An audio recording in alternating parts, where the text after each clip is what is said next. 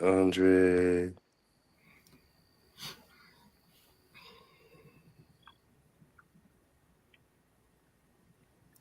Damn, y'all already know what time it is. Y'all know what it is. For real, for real. It's Monday night.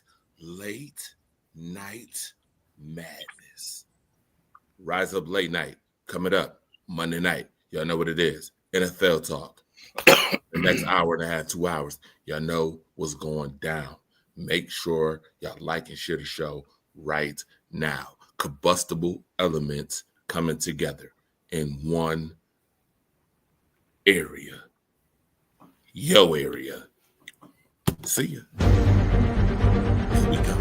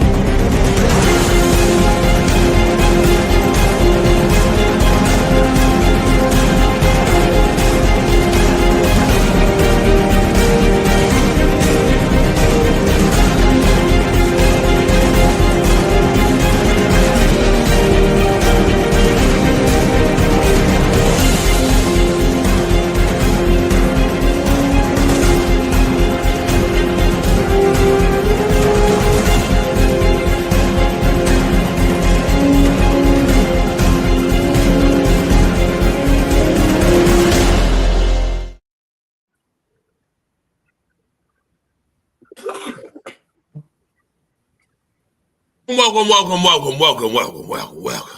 Ladies and gentlemen. Welcome. What's up? To the exclusive What's going on? Monday night Rise Up Late Night. Y'all already know who I am. I'm Andre the Torch Robinson, the fire starter. In the building, I have my phenomenal brothers for the Monday night show, for the Monday night escapades that's about to go down, the explosive elements that's about to come in your area. I got my guy from Atlanta, Georgia, weighing 275 pounds.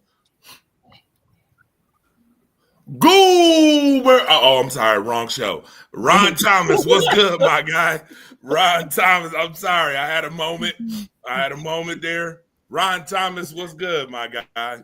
What's up, man? What's good? Hailing these two guys, hailing from the big 716, the undefeated 4-0 Buffalo Bills fan base, Bills Mafia liking. Andy Johnson is in the building. What's up, Andy? What's going on? And my guy, hailing all the way from the 716 as well, wearing his Buffalo Bills jersey right now. Big Looks like he took it back all the way back to Grease, the movie Grease, with his bedroom looking like they sung a whole bunch of songs in that joint. My guy DJ Nico Shaw. What's up, y'all? Good? What's going Listen, on? Hey, DJ Nico Greg, Shaw. I gotta be honest. I just want to say happy birthday, man. I appreciate that. I appreciate the birthday love and everything. I appreciate that. But I have to say, it looked like Sandy D been in your room singing all types of choruses and songs. The way your room looked like straight out of a Grease movie. My guy, I'm serious. There have been a couple Sandys in here. You never know. Oh my goodness! Wow! My guy says a couple Sandys. All right, you know what? It is late night, folks. So don't mind. It's gonna get real explicit. It's gonna get real explicit. I told y'all combustible element is in the building. It's gonna happen. You see how I started off? I already started off the show thinking this was Jaw You. Oops, I meant Monday night. Rise Up Late Night. Make sure you like and share the show. We're gonna have a good time tonight. Of course, we going over NFL Week 4. Of course, good thing we don't got to talk about college football. Oh Lord. Good thing we don't get me started. Fuck Virginia. Yeah, how they beat Florida State. Yeah, we ain't gonna talk about that. No, we're not gonna talk about that. No. Or how KK Kabor somehow continues to somehow what's that coming down the track? What's that coming down the track? It ain't the meme machine in the red and black. It ain't them. Go Dogs. Go Dogs. At the end of the day, lost. Man, I don't give up on my team, and I don't hide. Sick 'em. I still a dog. A Georgia Bulldog. Before we even get started on the pro season, that's college season is just a fucking nightmare this year. If I had to vote on a regular team that's the overall number one, the only thing that gets my vote is Ohio State. Ohio State. They're winning it this year. They got nothing. They don't have any holes. Not yet. Have they truly been tested though? Not yet. Going to test them before they get to the championship game. I don't see any teams that are just above and beyond them. I don't. I do. I see LSU. I see Florida State. I see. After what Virginia just laid the word on Florida State last night, I don't see it. Florida State has definitely changed my eyes in the national eyes too as well. But I don't see them after that loss to Virginia yesterday. Or to Saturday. Hey, when you count a team out, they always come back. Mm-hmm. Trust me. Unless you're talking about certain teams in which you need the Scooby-Doo mystery van for. Who are that? Right. we gotta find a win against Alabama. Oh damn, Mister. You know what? Scooby-Doo would still be having a marathon right now for 2 straight consecutive years if we had to wait on that. From your Georgia Bulldogs. That's why Pat McAfee did what he did. I can't say this. Who beat Bama for the national championship? What year? Good comeback. They've lost a few. But who beat Bama for the national championship? That all it matter. The Eagles. Hell no. The Eagles. To be honest with y'all, they is Georgia Bulldogs on the defense. The Eagles are Georgia Bulldogs 2.0 from 3 years. Right.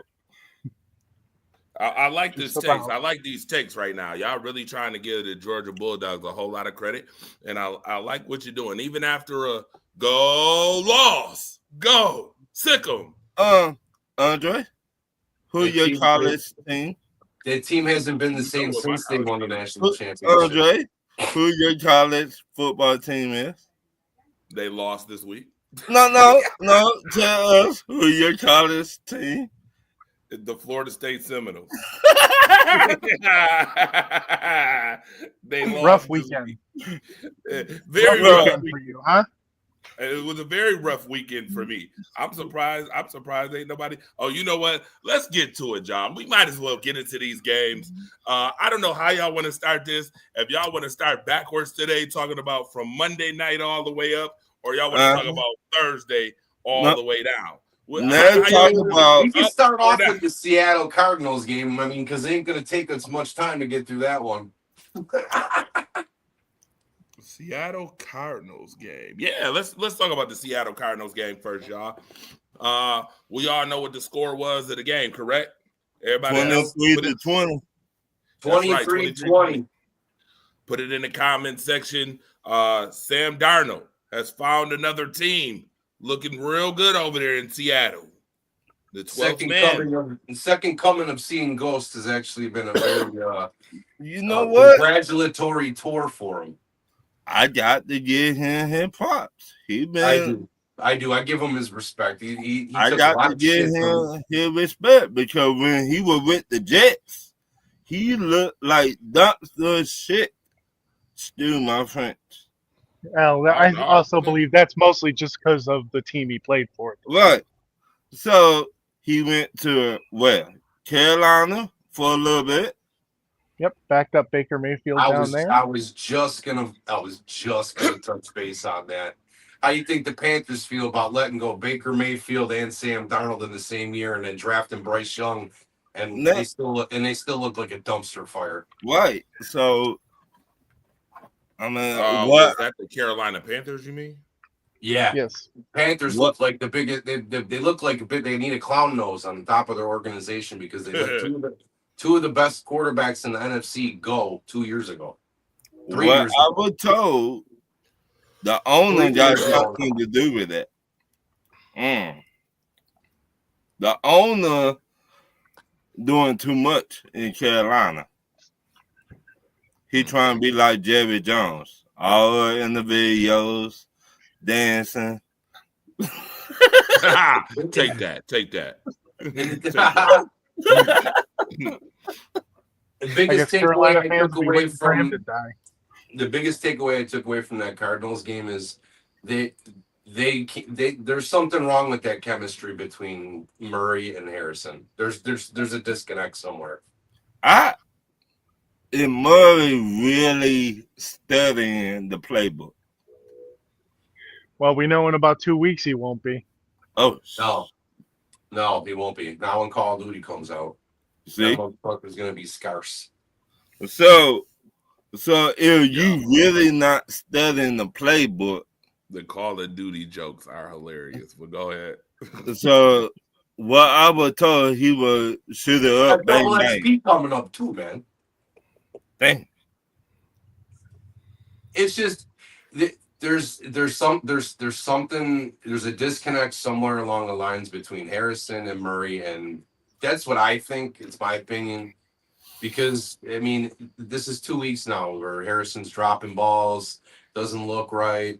Like, something's going on with Marvin Harrison. It's either the pressure and then combined with Kyler Murray just running around like a little hamster in a wheel. Like, he's running for 45 yards to get 4. Like, it's the same story every single season with this kid. He runs around for 40, 50 yards at a time in the backfield just to gain 3. But is Marvin Harrison Jr. trying to live up to his father expectation, or is he just playing?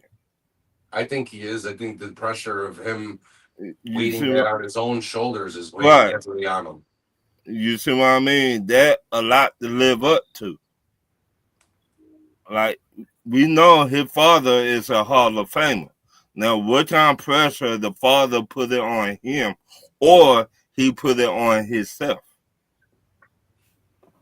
And then the constant question that I have for this whole scheme because I got questions on each game this week. My question is this a real thing for Darnold, or is this going to fall apart at the end of the season?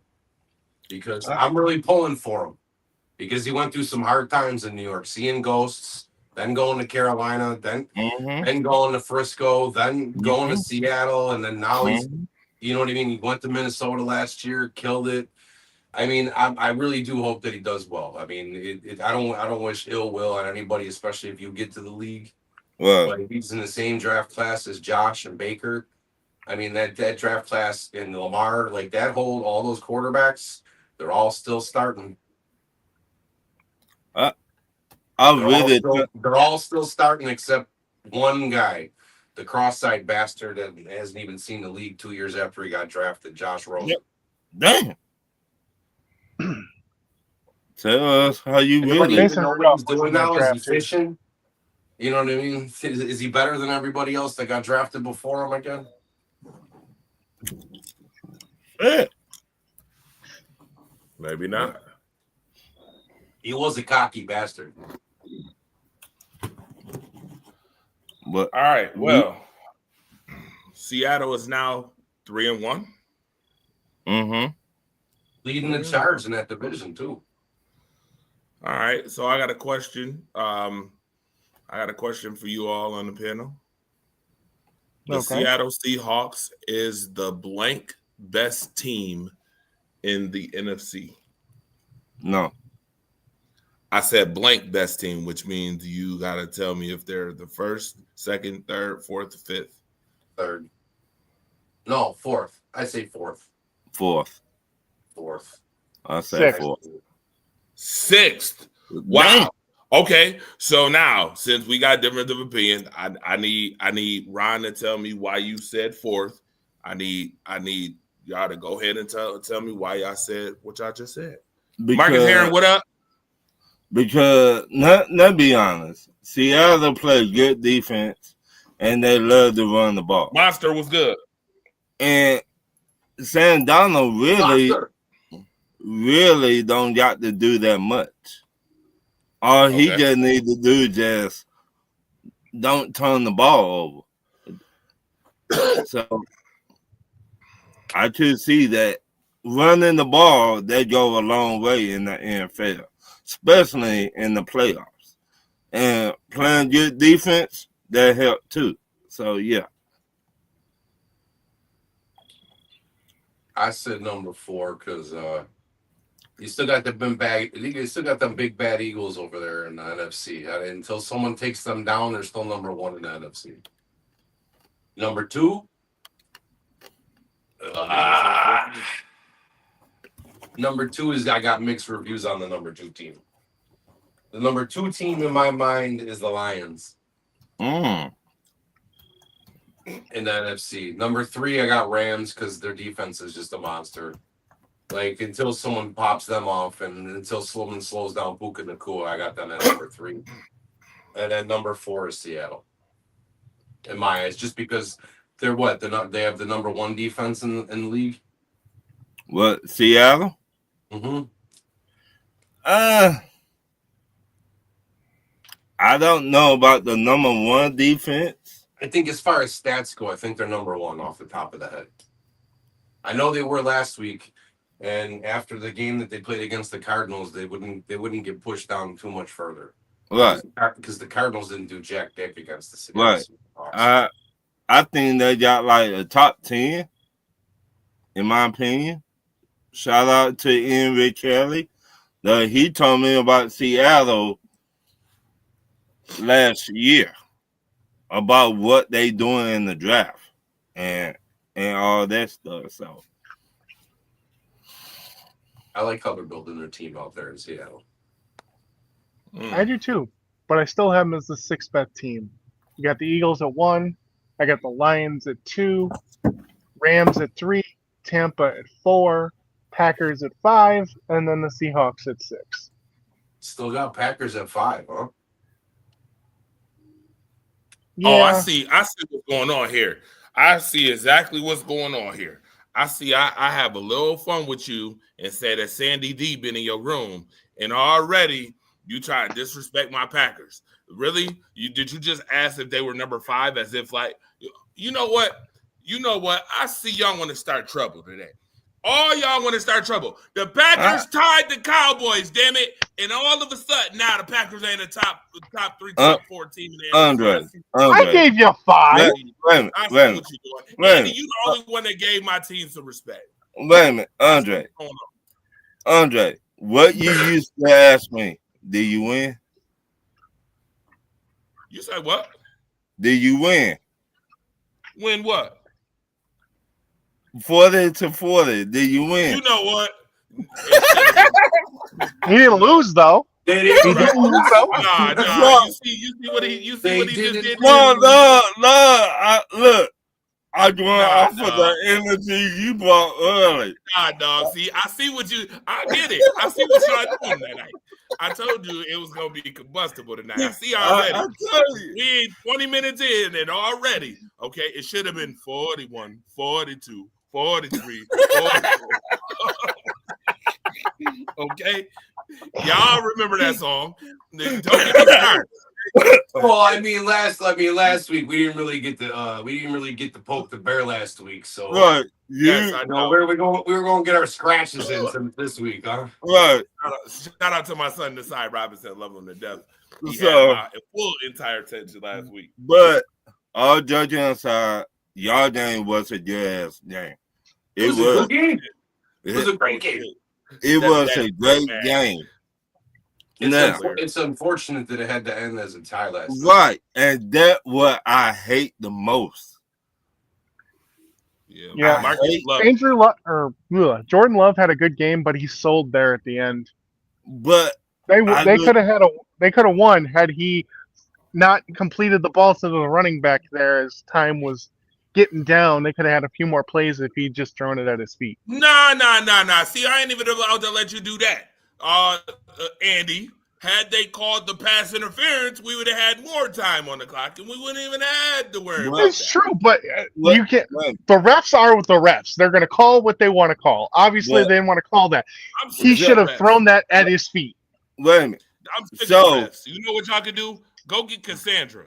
Go get Cassandra. A bunch of Cassandras. I bet you they call the game. So- better than so- refs. So the question I got about the Green Bay game, and I mean, we might as well just go over this whole game in full since we're talking about it anyway. I mean, it ended up 40-40. Yeah, might as well. Both teams threw for 300 yards in tutties. Yes. It was exciting to watch this game. It was a very big like nudge or smudge mark on the NFL for allowing the overtime rules to be the way that they are. Right. Because when you give the other team the ball back and they only got 2 minutes to go, like there should be no if you clearly want a rule, possession and possession, it's like, all right, cool, you get a shot, whatever you fucking do with it, you do with it. You get a shot, you do whatever you fucking do with it, you do with it. If you're both tied at the end, then you play to the first one scores. That's how I Right. think it should be, Billy. They Right. should just adopt the college rules and call it a day. Just get rid of the fucking time clock altogether. So- Let each team run their offense the way that they want to run it, each possession, and then if one team scores a touchdown, then you force the other team to score a touchdown, just like college. Right. But- So then my question to y'all. Andre just said the referee missed a call, right? Yeah, Do- but that's They not miss the a reason lot why of we calls. doing. Wait. I'm just messing. No. But also, like, how long does it take to brew a cup of coffee in a Keurig? Less than a minute? Right. So Well, My within less than a question minute left in is- that game, Jordan Love was sitting on that sideline pouring a cup of coffee for himself because he really didn't have any fucking initiative to get to the fucking line and right. get that ball snap between 45 seconds of that second last play ending, all the way 45 seconds it took him to run 2 plays. So my question is That to pissed me y'all. off. Because I knew that they could win that game, but there was no just let's get to the fucking line, guys. You had 38 seconds and you didn't snap it until there was like what, 8? I see you 8 real critical seconds? of my. I see you real critical of my quarterback tonight. I was pissed off because I was cheering for him because I knew he could get the fucking game done. They could have got 3 plays done within 38 seconds if they just rushed their ass off. They still had another timeout. Yeah, they surely could have though. I mean, They could have lied about it. So you know what I mean? That's the one drawback of that coach from Green Bay. He did it. He's been doing it for years. He did it a couple of years ago when A-Rod was still his quarterback. When they took all that time and they were just going for field goals and he was playing it safe, and then they got smacked out by Seattle. So That pissed me off then. So my question to y'all: do you think the NFL since a lot of the referees be missing calls, a lot of them? Do you think the NFL need to start finding the referees? Yes. Like you find referees so many times, then you fire them for missing blank calls. You see what I mean? They absolutely should start finding the referees, because now you're dealing with a $250 million payroll on this side. Right. You're dealing with $250 million. You're dealing with a half $500 million on that field right now that that their league is paying and everybody's watching, and you're fucking up a call like that. Absolutely, fine them. And this play a bit factor going into the playoffs is where you see that. If the referee missed one bad call, you either go from the first seed to all the way to the 5th or whatever, because that referee missed that call. And if they miss the call, then New York should step in and be like, "Hold on a second, you fucked up. Let's get this right the first time." Right. So the referee need to get fined. Used to do that before the instant replay rules. They would just call down. I mean, yeah, it would drag out the game a little bit longer, about 4.5 hours instead of 4. Right. But I would much rather the league get it right and get the call right, so that the fans are happy, the players are happy, than to have something like the comments that we have on every single fucking game. I guarantee you there's at least 6 games where people are going, well, if they would have called that, and but how many years did we do it in a row in Buffalo where we'd have pass interference, or the guy was out of bounds, or it was a lateral that was bad? Like, get the call right the first time, take the extra time and get it right so that we can actually watch the game the way it's supposed to be played. Right. That's all I'm trying to say. So there you go. Well, you know what? I'm gonna be honest with you. The Packers defense didn't show up. The Cowboys played a really good game. Matter of fact, they played such a good game that now the Cowboys lead in 2 statistical categories that matter, which is offensive yards per game. They're number 1 in the league now. They're number 1 in passing in the league as well. So per game. So I mean, that's on Green Bay. Green Bay didn't handle their business defensively though. So did you win? Leave him alone. It's his birthday. Leave him alone. We didn't win. No, it's all good. It's all good, Eddie. It's all good. I could take it. I could take it. It's all good. Ron is matching my energy from earlier, which is I like. No, this Andre and my brother. We've been doing this 10 years now. So long time. Yeah, it's all good. It's all good. They tied the Dallas Cowboys. I know the Dallas Cowboys should have got their ass whooped. It's okay because Jerry Jones, we still didn't give him our ownership card back because he didn't win. So we still keeping it. We still got that ownership card of the Dallas Cowboys. And somehow, some way, Jerry Jones comes out of here smelling like flowers on the move trade. It isn't me, and it sucks that that's the biggest story out of this Dallas and Green Bay game. What? As everybody's asking, was Jerry really right? He was not. About what? With anyone. Was they right about what? About the Michael Parsons trade? Absolutely. Hell no, he wasn't right. What the? Hell no, he was not right. Anybody? But you know, okay, watch this. Hold on, watch now. This though. DJ Nico Shaw. You know what's so funny? Who kept Dallas from winning the game last night? Yeah, Mark. This is true. Exactly. That was his one So, play. What? That was about So, time once he showed again, up last night. But if y'all go back As- and watch it, He put up this. He put up a big goose egg on my fantasy team last night, so I was kind of pissed off about it too. And the Green Bay Packers got me negative fucking points yesterday. So yeah, sorry, Dre, but fuck the Packers defense. damn. well, I'm mad at you. I'm mad. Shit, they didn't play a good game. They did not play a They good fucking game. cost me a lot. Well, they didn't cost me the game, but they were definitely a big part of it. They could have got me 30. They could have buried Dallas, but they did Yeah, not. actually, Green Bay's defense is now, as we speak, 1, 2, 3, 4, 5, 6, 7, 8. 8th in the league now. So That's they went from top 5 They to went from number 2 to number 8. That's a big that's jump. still not Yeah. bad. big drop. That's still not bad. Look at the Saints, the shit stains. They give up the penalty draws like tomorrow. 31-19. I'd rather be 8th than 29th.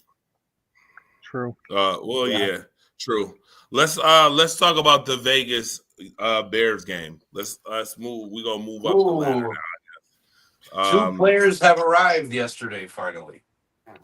And those 2 players are? Well, it took him a whole year, but Caleb Williams, I will admit, he finally arrived. Mm-hmm. And then the next person that arrived is the Frankenstein in the backfield, Ashton Jonty. In a losing effort, he arrived. He had over 160, 3 tutties. So they got what they paid for. He finally showed up on the field. Chip Kelly finally got some production out of him. Let's see Well, if they he can finally sustain blocked it. for him. What? Yeah, that too. You know what? If you miss a field goal, a kick, you need to get beat up. You got one job to do, and you miss the kick. I don't think you're not gonna. I don't think you're gonna see a game where Romeo Odunze isn't on the score sheet for the rest of the season. That kid is gonna be the number 1 target for Caleb Williams. Yeah, This is true. They And as he should be. They drafted them together. They're gonna stay together their career. they need to. And it looks like he might be the best wide receiver to come out of that draft. Mm. He's definitely better than DJ Moore. Ooh. Well, sure I about tell you that? what. I tell you what. I'm not on the Caleb Williams train yet. The Chicago Bears he's your offense- rival. The Chicago Bears offense is 18th in the league right now. They're 11th That's in okay passing. for number 2 for the second year in the league. It's his sophomore season, and they're In right his in the second middle of the- offense, too. and they're right in the middle of the road compared to where they were last year. Right. Where he was throwing 150 yards a game and maybe running for a score and maybe an interception. He was very. So are we saying that Ben Johnson is good for him? Yeah, I think he's good. Yeah. For him. Yes. With all As those he weapons, as as the long as year they goes keep on, all he'll the get more weapons in comfortable Chicago. with that offense. Yeah, I could see in the off season Ben Johnson tell him, "Hey, you need to work on this, this, and this, and I need to work on this, and this." As long as he keeps those weapons, Right. they're going to The do right. weapons around him, the offensive line blocking for him, yes. And like Right. just getting familiar with the offense. The longer he's in that offense, the more familiar he'll get with it, and Right. he should. Do we have I think anything to say about the Raiders as far as them losing the game, even though they should have won the game? Once again, special teams blocks another field goal. Melissa, what's up? Can we give Still a up lot on of Geno blocked field Smith, goals. please? Geno Smith. I'm Geno surprised he still got Smith. teeth. He's back. He Geno. still can touch Geno. from that punch in the face. His 2-year hiatus of being good, now he's back to normal again. Wow. Is he though? Is he really though? 3 Because interceptions. can I ask you a question? 3 interceptions. Y'all know where Geno Smith is ranked right now Well. in production? Well. He's in the top 8. That's out here. that's a lot of garbage time yards Yes, because he is. they really He's in haven't the been. I'm looking at it right now. He's in the Are you top talking 8. about this season or his active career? overall. No, I'm talking about this season. This season, he's number 8 in yards per game. And yeah, he's number 8 in yards per game.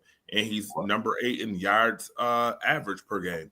He averages 237 yards a game. He's right under, guess who's number 7? Who? He's right under your boy, Josh Allen. Yeah, but you know what though? How many passing yards has he thrown to the other team? Yeah. So listen, that's where I really wanted y'all to get to. Listen, I gotta be the antagonist here. You gonna let me you know what? I'm gonna antagonize y'all asses all night. How about that? What's up, Melissa? I'm antagonizing all night. Geno Smith has more production than Patrick Mahomes this year, even though his RPG is 79. But his quarterback, listen to this though. His QBR is 43.3. That's all you had to say. But Andre, QBR is 43.3. That's the worst in the league. But Andre, the same thing I asked you about your game. Oh, Russell Wilson. The same thing I asked you about the Green Bay and Dallas game. I finna ask you right here. Did they win? Did they win? No, hell no. All right, so what we talking about? I mean, special teams. Wait a minute, though. Special teams messed that game up, though. Really, Andre? No. I'm not going to take that. If you do your job, it should not come down to the special team. Yes or no? This is the Vegas Raiders we talking about here. I don't care. They get paid. You get paid. People are getting paid to block. If you throw that third interception. Right. You get paid to do your job. Your job is to win the game. He may not have lost in the game, but he sure as hell didn't win in the game. Right. There you go, Andy. I like that comment. He didn't lose in the game, but he sure enough didn't win them. So, Geno Smith, you got to wake the fuck up. Now, I know you've been gambling out there, player, but come on back to here we go. The NFL. It's been over a decade since he threw 8 touchdowns in a game. I know you've been gambling a little bit out there, but come on back to reality. Yeah, he's got 7 interceptions. He's been sacked 12 times. He has a QBR of 43.3, which is top 7 worst. Yo, I'm looking at some of these damn quarterbacks' QBRs, and it's pretty disturbing. So what was Lamar Jackson's QBR yesterday? A 2. It's pretty disturbing. Pretty fucking awful, I should say. A 2. Okay. Well, shit. We'll save the rest of that for later. Justin Fields had a fucking 1, so. Yeah, I was about to say, so I mean, Lamar Jackson did have more than 9 touchdowns and 0 interceptions the first 3 games and was 0. Lamar has 10 touchdown passes and 1 interception, and his team is 1-3. He has he's been only sacked. Let's see, Lamar Jackson. Hold on, I'm about to go back to it. He's been sacked 15 times, by the way. 15. That's a lot of sacks. He's been sacked more than any starting. Yes, So- he's been sacked. There's only one quarterback that's been sacked more than Lamar Jackson as a starter this year. CJ Stroud. Matter of fact, put it in the comment section if you know the answer to that. What quarterback has been sacked Wait a minute. more than I Lamar think I know. Jackson this year? So you tell I'm gonna me. say Stroud. You tell me. Yeah, I'm about to say CJ Stroud. That fucking offense is awful. You tell me. It's It's like Oprah Winfrey. Everybody gets sacked. You get sacked. You. Yep, it is just like that. There is There is one quarterback who has been sacked more than Lamar Jackson this year, but Lamar Jackson has a 130 RTG. 130. There is no quarterback even close to Lamar Jackson's RTG besides Jared Goff and Josh Allen. And they have 113 and 109. It's not even close. QBR, Lamar Jackson's QBR is 72.2, which is top 5 in the league. Yeah, So the one game that against the Chiefs brung them down some, but it wasn't even close. So who wants to know the answer? Y'all want to know the answer? I don't see nobody putting the answer in the comment section. I want to know the answer. CJ Stroud. All right, you said CJ Stroud. Who else said CJ? I said I CJ do. Stroud. I say Stroud. All three of y'all said CJ Stroud. Yeah. It's wrong. Or Justin Fields. It's not the correct answer. Nope. Really? The correct answer would be the guy who has a 23.1 QBR right now, and that is Cam Ward. Oh, Dang. Holding on to the ball too long, Cam. Cam Ward has been sacked 17 times already this year. Damn. The next person, 13 sacks. Drake May has been sacked 13 times, and Kyler Murray has been sacked 13 times. Shit. CJ Stroud has been sacked 10 times. There's also 2 other quarterbacks that have been sacked 12 times. Those 2 quarterbacks play in the AFC West. Herbert. And no, it's not Patrick Mahomes. Herbert is one of them. Who's the other? Gino is the other. I cannot.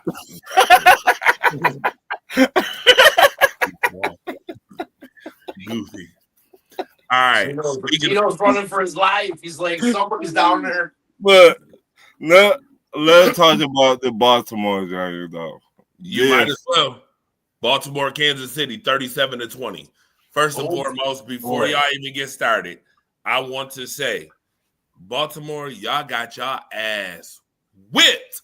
Mm-hmm. I don't want to hear no excuses neither. I don't want to hear no excuses because I heard corporate media saying how the Baltimore Ravens was going to be Super 12 champions this year. Mm-hmm. They're the best team in the league. They're not getting beat by anybody. Nobody's going to beat them. Yada, yada, yada. Bro, they have the worst defense in the league. And all that talk about Malachi Starks and Kyle Hamilton and all those people that they had on that defense, they have no pass rush whatsoever. Andre, when the last time we seen a Baltimore defense give up this many yards and this many touchdowns in one season? Well, I tell you what, I could answer that just by telling you where Baltimore's defense ranks right now, and that would be I don't think ever. The Baltimore Ravens are second last in the league in defense, by the way.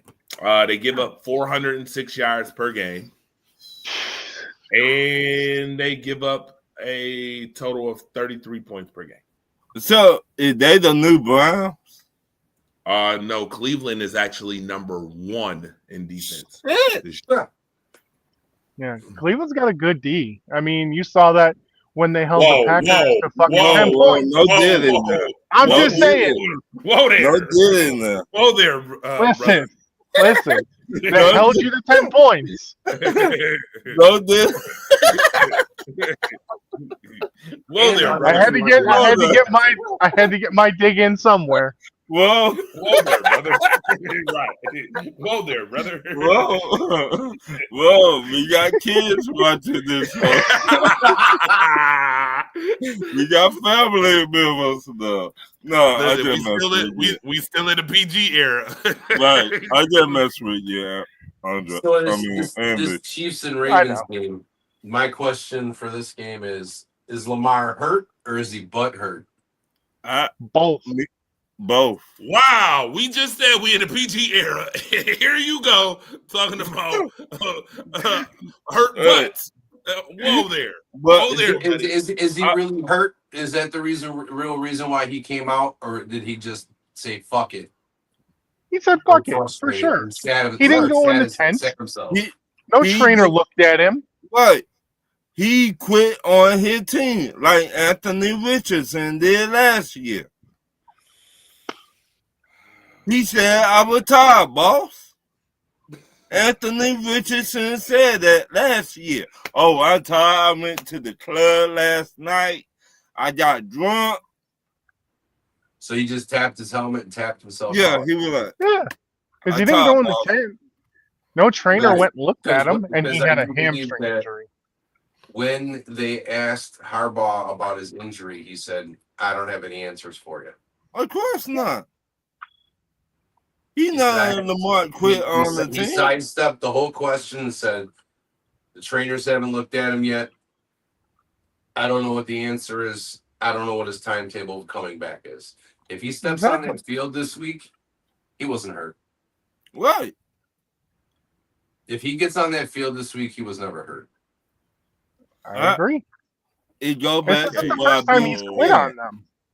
It go back to what I've been saying. I think in about time they fire the head coach of the Baltimore Ravens at the end of the year.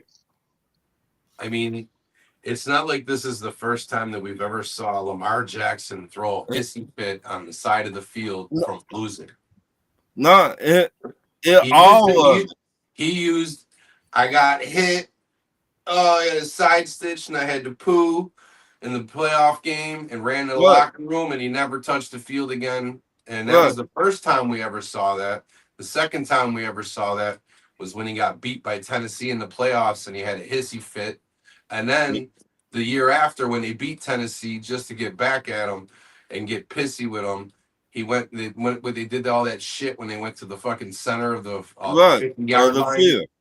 You know what I mean? Like, and then when he won, when he lost that first playoff game, the year after that he lost to us, he had a hissy fit after the game because he threw 2 picks.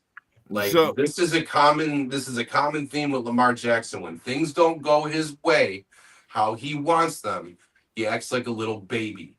So where's the leadership at? There isn't any. But when he's out there performing and he's at an all-star or an all-pro performer, everybody has high praise for him, but they don't say shit when he does stuff like that. Wait a minute. Andre, who been talking about Lamar for the longest? This guy. That would be Ron Thomas. I'd call Lamar out. I will also say this though, and I'm just gonna be very honest. DJ Nico Shaw. Yo.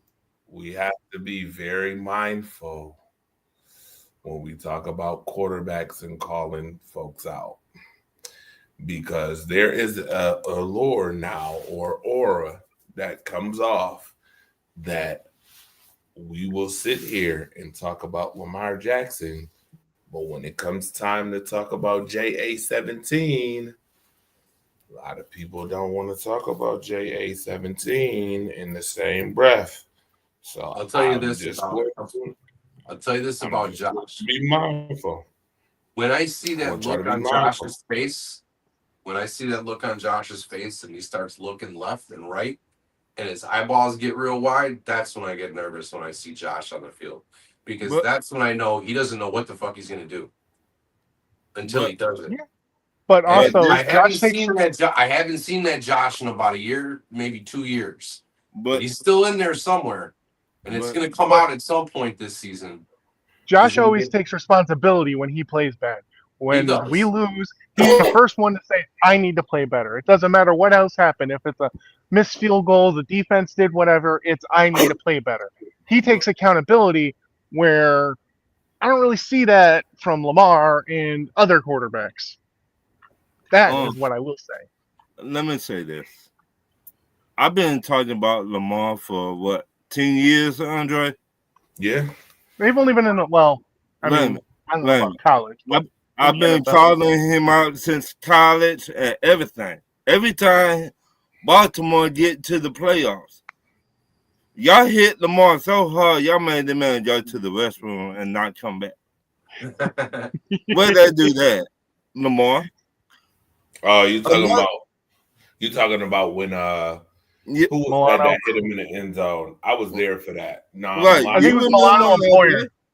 Right. No, I'm talking about when he got speared in the end zone and his head hit the Right.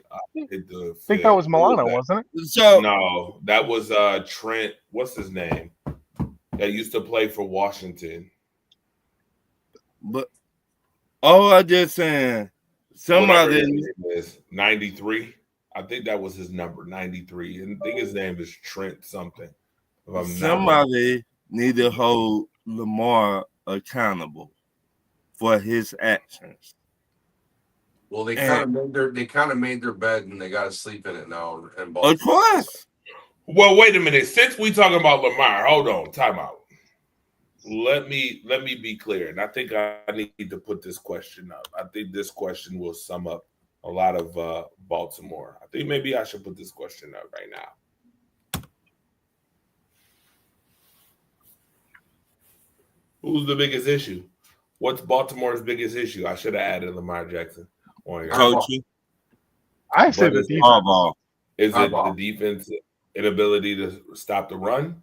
Is it the offensive line? Is it coaching? Is it Lamar Jackson fumbling the football? Or is it Derrick Henry fumbling the football? I I mean, Derrick Henry didn't fumble yesterday. He didn't, but he fumbled the first 3 games. He would did, say but all like of it. he hardly even touched the field yesterday. I know all of it. that's probably why they lost. They didn't run the ball. They were one But dimensional. can you trust Derrick Henry to run the ball? I mean, You have to. given who he is, I'm gonna You have trust to. him Wait, to get his shit together. wait a minute. I'm gonna trust him more than Keaton. Wait a minute. All I just saying, when you a football player and you losing your confidence like he is, Derrick Henry losing his confidence. He Taking him out ain't fumbled helping the him. ball 3 times this year so far. Putting him You in a look- snap count though is definitely taking his morale into wing. Right. Exactly. So will you trust him to hold on to that ball? Or will you be like, you know what? I'm gonna put somebody else in there. No, you give Derrick Henry 20 fucking carries and say, listen, I know you've had some problems, but you're Derrick fucking Henry. I'm sure you'll figure it out. We trust you. Get his Yeah, fucking confidence They have going to. and They have to take trust time. him. He's the Because had biggest they animal in the run the backfield ball- in the NFL. Mahomes wouldn't have had the ball as much, and the game would have been different. And nobody afraid of Derrick Henry no more. That's the difference. A lot of these defensive players, they're not afraid Bullshit. of Derrick. Bullshit. Derrick Henry gets a run, and motherfuckers. Certain people be making business decisions. Wait a minute. They're not what I'm talking about. I'm talking about they will lay the wood on Derrick Henry now. Yeah, Tell but me you they know what, don't. though? That was the reason why they put them two together. Is because it's supposed to be a 1-2 punch. And when you take Right. the 1-2 punch off the field, when you're playing your biggest adversary that you've only Right. beat once, there's a problem there with the coaching. If you took Derrick Henry off the field against a team that you've only beaten once since Lamar's been the starter, you've beat the Chiefs one time. And you don't put Derrick Henry in there full time in that backfield to win this game, and you're 1-3, and you're facing being 1-3 and going in the toilet of your division, and you sit Derrick Henry for half the game and you split his snaps, that's on Harbaugh. That is I can agree with absolutely that. on Harbaugh. They should be calling for his name the way that they did that whole game yesterday. I They said should it. be calling for his name. It should be Calling for calling his for job. him and his job. Just get him out of there. Like you just took your whole offensive scheme and changed it to play the Chiefs when you just needed to keep your scheme, pound the rock, give it to Henry, get those little fucking dips and dives down the field, take your shots with Lamar. But you had Justice Hill out there trying to be Derrick Henry. It's not gonna work. But once again, how long he been there? The head coach. Well, I tell you what, They're he's embedded been with there. each other. He's been there before Lamar Jackson was coach or was quarterback because they won a Super Bowl. So Right. with him, so that means 15 he's been there years? a long time. Yeah, I mean, 20 Lamar Jackson, years? I told you we already gave the stat about the 2 coaches and 2 quarterbacks who've been Right. with the same coach and haven't visited a Super Bowl. Right. So I've been telling y'all this for years that I thought, again, those 2 coaches and those 2 quarterback combinations, for them not to have a Super Bowl visit is absolutely crazy. And to me, I feel like it's even more crazy that the Bills don't have a Super Bowl visit than it is Baltimore. But because John Harbaugh is a longer tenured coach, which means he's had almost double the experience Sean McDermott is at, for us to be seeing him blow 18. Now, he's blown, I think, 17 or 18 double-digit leads late in games. And the fact that you can't get it done with Lamar Jackson, Derrick Henry, this offense and that defense. You have first-rounders on that defense, by the way. Right. And you still can't get it done is absolutely crazy to me. So, okay, let's just say that dude fired him at the end of the season. Who will you make the head coach over there? I don't have an answer for that. You don't even know who's going to be available yet.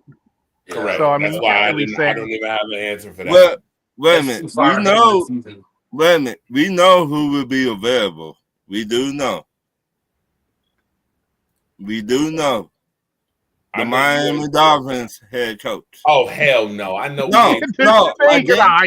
I'm not saying him, but I'm saying I think that we get him the boot too. I'm not saying him over there. But I am saying the Minnesota defensive coordinator over there. I mean, that's all fine. That's all fine and dandy, but that's got to be within the organization. If the organization wants to go outside of the organization and hire another coach, I tell you what, I'm gonna call it now. And I'm gonna say this now. Marcus, me and Marcus got this thing called "Call Your Shot." Mm-hmm. I'm gonna call my shot right now. I want to see Baltimore's schedule real quick before we get to the next game. Before we start talking about what game is that? Jacksonville and the 49ers, which is crazy. Absolutely crazy. Let's look at the schedule real quick. I just want to see this real fast.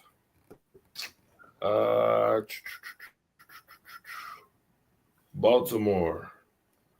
Let's see your schedule. Okay. Here's something very interesting. Baltimore plays the Texans this week coming up in Baltimore. And they play the Rams the week after. Oh, they get an ass whooped. Do they play them in LA or in Baltimore? It's in Baltimore. Both of these games are in Baltimore. I will say this. If the Baltimore Ravens by week 6 is 1-5, I'm firing John Harbaugh. Matter of fact, if the Ravens lose next week to Houston, I'm firing John Harbaugh. Oh yeah, if they lose to Houston, yeah. Next week. The day you lose to Houston next week, I would be calling for John Harbaugh to be dismissed. Because he been there for so long. 1-5 to me is your season is up. There's some teams that I feel like looking at schedules, their season might be up with 5 losses this early. 5, yeah. 4 or 5 that early, yeah. So you don't think that they just run the table? No. You want to know why? Not with 5 losses. You want to know why I don't think so? Why? Because their own division gives them trouble. It would be different if I could see Baltimore going 6-0 in their own division. I don't think that's going to happen. But I don't even think they're going to beat Pittsburgh. But when I said every division like that, at this point. every division like that. Right, but you already got 3 losses, and the way they've lost, Yeah. I could see if this was one game, I'd be like, okay, one game, but they've lost 3 games this year by giving up 37, 38, and 41. Yeah. You've got Houston, the Rams. You got the Rams who are good on offense. Houston. You've got Minnesota on the road. You still got to play your in division rivals. You got Pittsburgh twice, and you get Green Bay this year.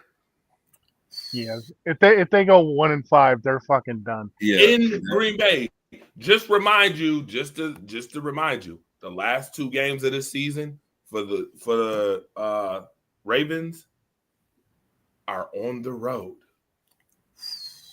Let me You guess. get One Green of Bay, Bay. and then you get Pittsburgh on the road. I don't see. This is just me again. I mean, maybe I'm wrong. Maybe they might be able to run the gauntlet and win 6-7. I don't see it. We see this happen. If it was the team that we're talking about preseason, yeah, the team right now, I don't see the Ravens doing that. But we see that happen. A team run the table twice. Yeah. We seen it with Green Bay, with they had Aaron Rodgers. We seen it with Cincinnati. Man, They got a lot of work to do in Baltimore right now. Right. But I just saying, we seen a team just up and just start whooping tail. You see what I'm saying? Just win 5 games straight. I mean, didn't they just lose 2 of their top 3 corners? Are the Chiefs back? I can't say that yet. Me. They need to keep performing like that.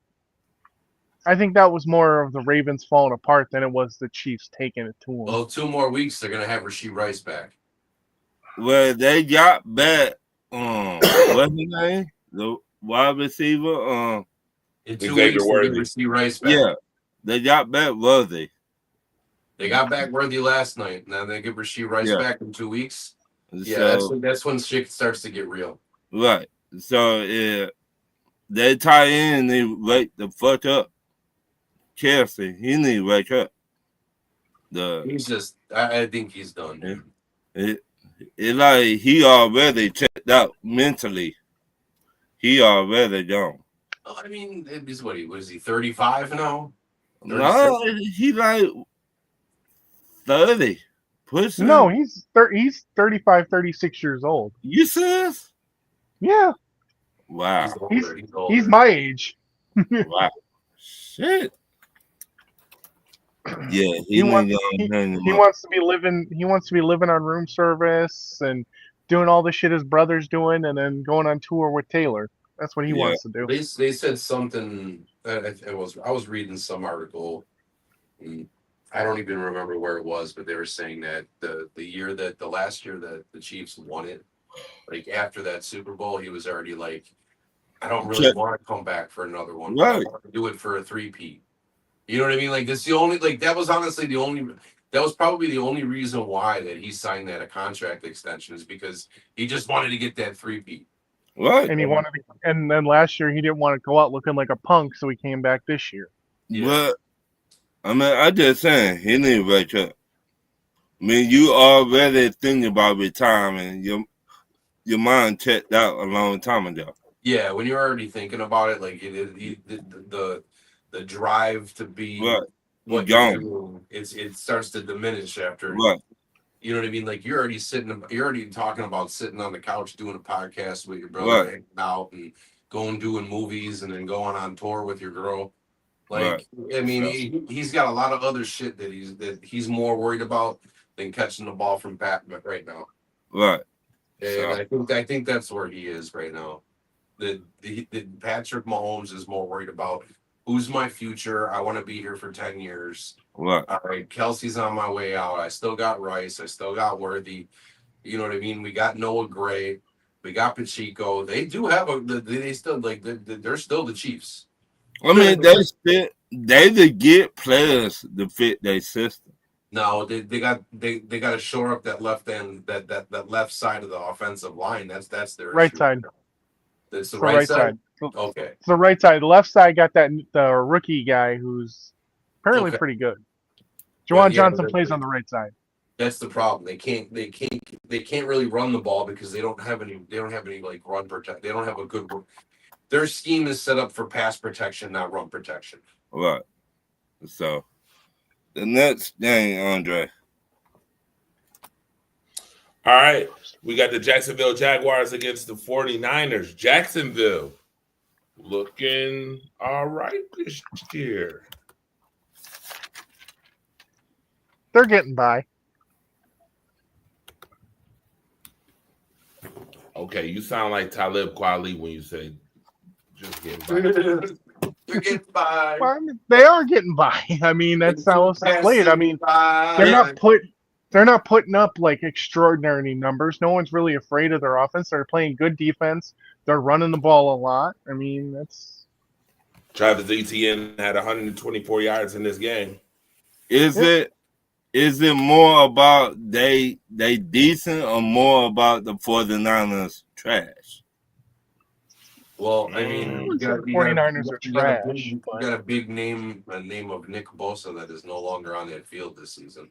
Exactly. That was a big. That That was a hurt. big. Right. hurt. That was a big reason why Travis ran for Ne- the playing yards that he did. Let me say this. They quarterback Jay came back, right?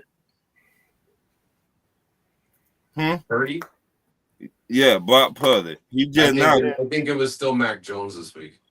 No, I think Purdy was in there this It week. was Purdy. Right. I didn't watch I that think game. so. I only watched like the little highlights, and the only time I ever saw that game on the red zone yesterday was when Jacksonville had the ball. I literally, Me too.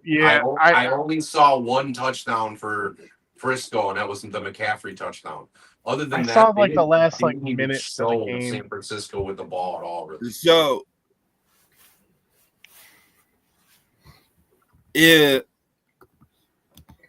now I want y'all to correct me on when I say this. In the past, people was afraid of the 49ers, right? Yeah, their defense. 3 years ago. Right. Now, is they still afraid of that 49ers? Their defense is still good. It's just that now they have injuries. But next man up, The problem used to be that it was their offense that had the injuries. right. Now it's the defense that's getting the injury bug. And like I said in the beginning of the season, is the beginning of the collapse this season of the 49ers. So my question to y'all, do y'all see Kyle Shanahan getting fired at the end of the year? No. No. No, he took him to the bowl. He took him to the bowl twice. He basically had nothing at quarterback, turned into But Bird. did he It's a good story. They're not going to fire him. did he win the bowl game? No, but getting him there was something, especially given the quarterback that he was given. He hasn't gotten the quarterback he really wants. Wait a minute. No, we're not going to just go past that. Are we doing moral victories now? Yeah, I'm not. No, if you traded up to get Trey Lance, He didn't want. And Kyle Shanahan went on thing, said he didn't want Trey Lance. He wanted Mac Jones. That's still They coming. gave him Trey Lance, and he made do with what he had with Brock Purdy and got him as far as they did. It's not like they said, Kyle, what QB do you want out of pick? And he went that one. They said, we're going to give you this one. but that's convenient. That Andy, I mean, hold on, hold on, Rod. I got this. Andy, that's real convenient. It's real convenient to say you didn't want Trey. You didn't want Trey Lance. Now, all of a sudden, it's real convenient. He said it then. You picked them at pick 3. He said he wanted Mac Jones. I don't believe that. He said he wanted Mac Jones. Watch this. I don't believe that as much as I believe that that flies don't like shit. Let me tell you why I don't believe that. You are Kyle Shanahan, a Super Bowl visiting coach. You mean to tell me that your GM decided to say F what you got to say and pick Trey Lance anyway? That's what you're telling Yes, me? because he wanted Lance, and then Kyle Shanahan wanted Mac Jones. I entirely disagree, especially when you know coach to GM relationships. I do not believe that at all. You gonna have? I'm sorry, Andy. I got homework. They both homework. Hold on, watch this. Homework time. You gonna have to show me literally a media source that confirms that story. I gotta see it. I gotta see it. I need to see it for myself, and that's not questioning integrity, folks. Here on Monday Night Madness, here we love to challenge each other. This is just a challenge, me and Andy. Andy, I gotta see this. You gotta show me. I will this week. I will go looking and I will find it.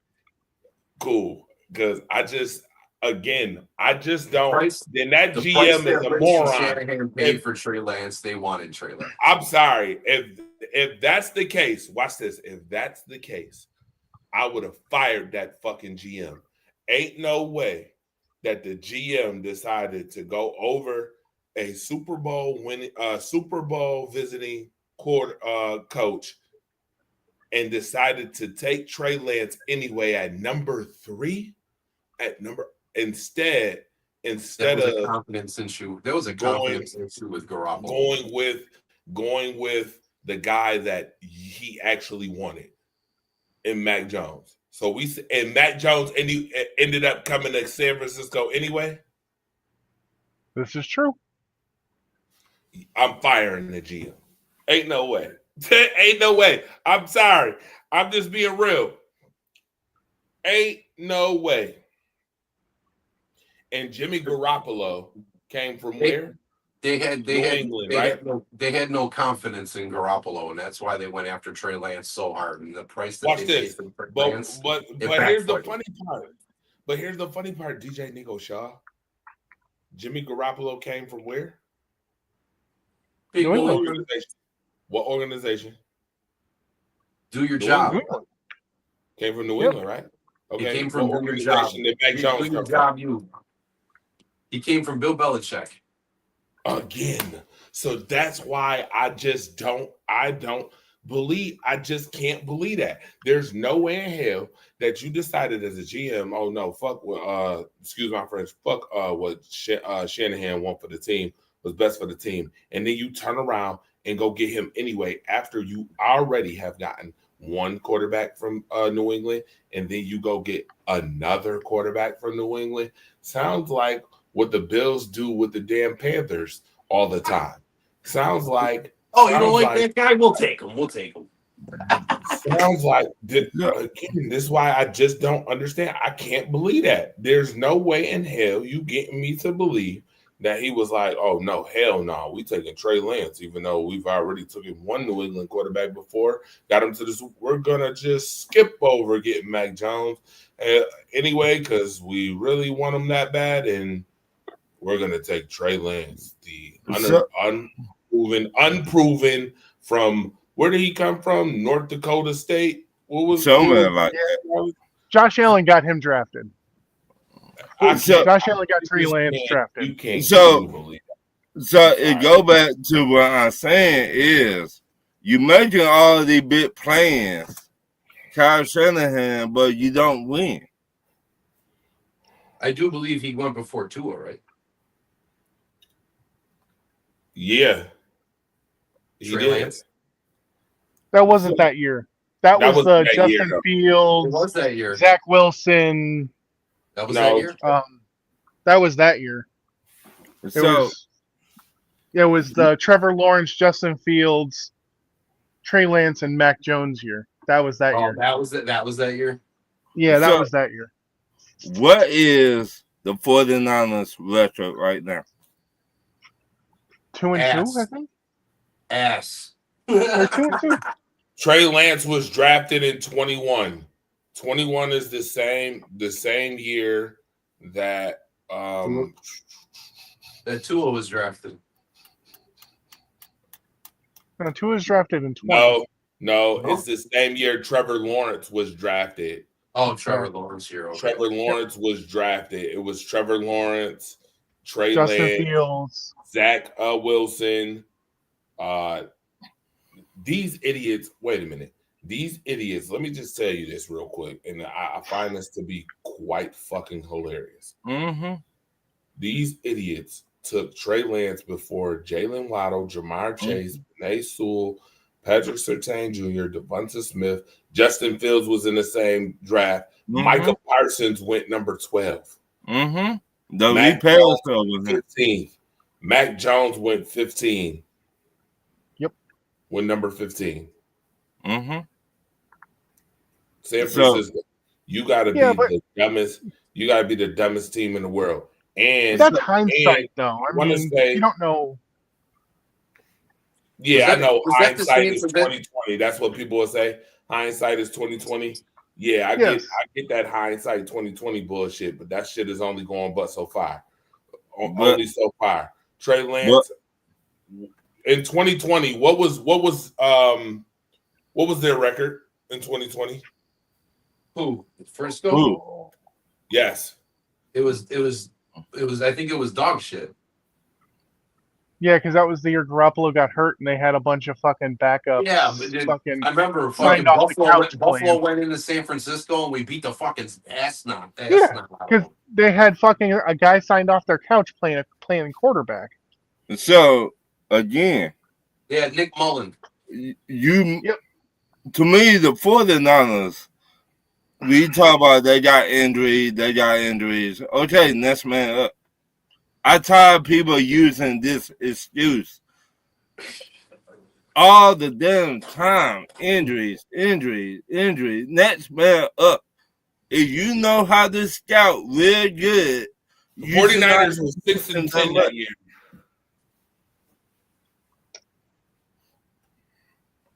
Yeah, that's the year that we put a 40 burger up on him in San Francisco.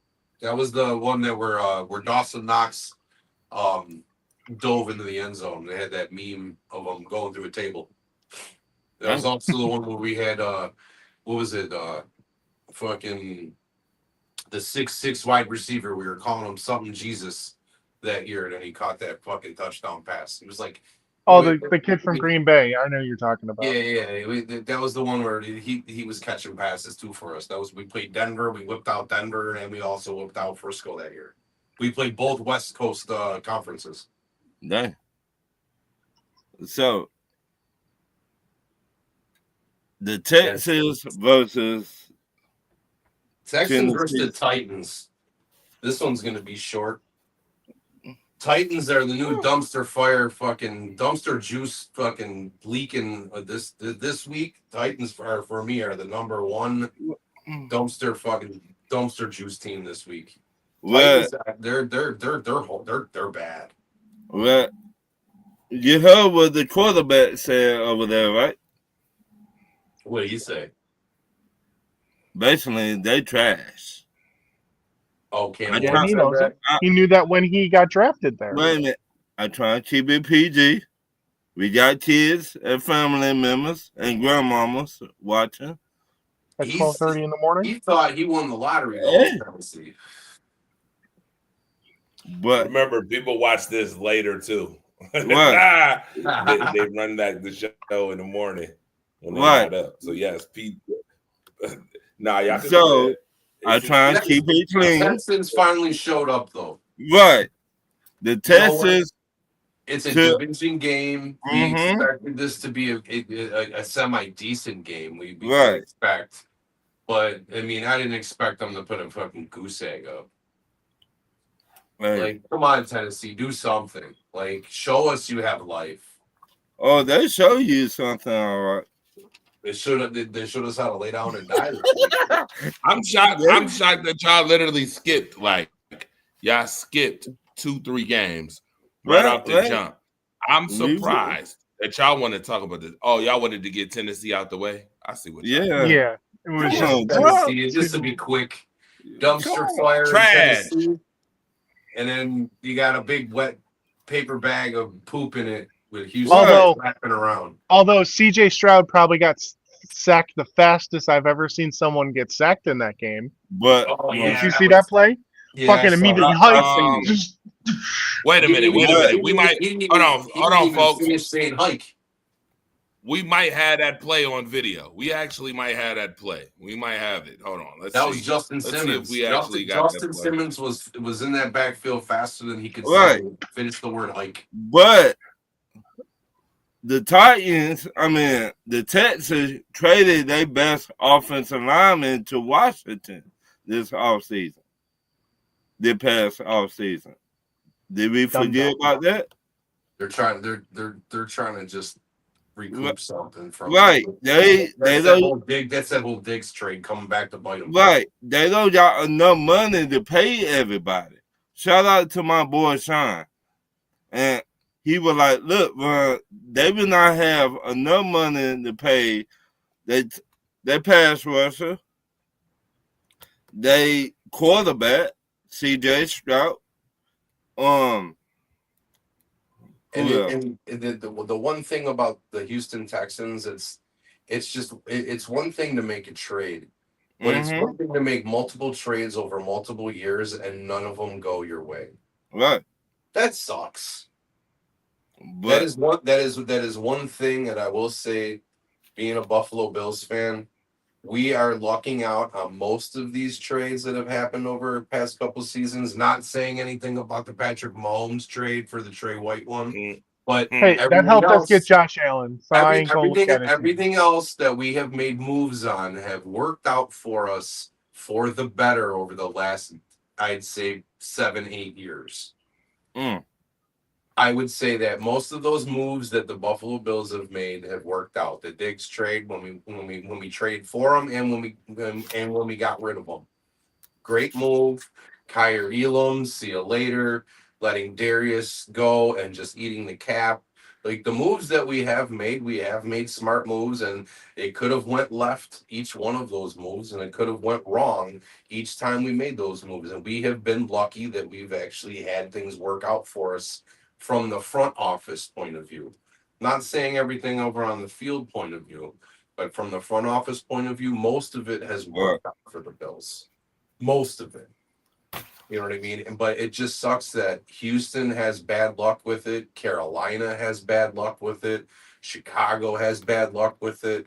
And I mean, let's be honest. It's never an exact science. It's how they perform. No, and when your owner get in the way of trying to be the head coach too, with Carolina, Jerry, yeah. But I mean, remember, y'all had Frank Wright, right? He a legend in Buffalo, right? Yep. He got the head coaching job in Carolina, but the owner was like, "No, player, we want Bryce Young." He's a good. You know what though? I don't see a reason being why Frank Can somebody explain to me how Frank Reich was a bad coach? I think he was a good coach, but did not really get to do. I think he was more of a victim of circumstance. Right. Yeah. Why he wasn't still in his position. Right. I agree that Frank Reich, if he goes to a team like Green Bay, for instance, he does take them to a Super Bowl. I think that if you put him in the right position with the right team, because let's be honest, he was stuck with Phillip Rivers. He was stuck with all the leftovers from the previous regime in Indy.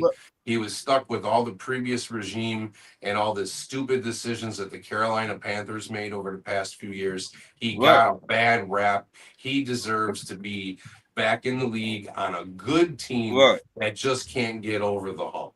If you let him do his job, let him get the players that he wants to get, and the owner don't step in, be like, "Hey, I want Bryce." You want who?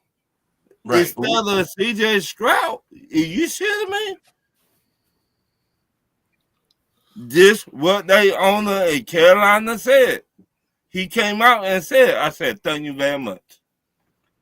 Right. And Now, I know it's just- CJ Stroud it is just sucks that he didn't. I just think that every single head coaching position that Frank got, he didn't really get a fair shake, and Right. he didn't really get to do what he wanted to do as a right. coach. So He didn't. There was always a rein that was on him. Like, nope. Hold on. right. Let me pull you back a little bit. So- You're only getting this guy. We can't give Right. you that guy. We I can get him, but we ain't getting you what you want. Right. I could see him, Miami Dolphins.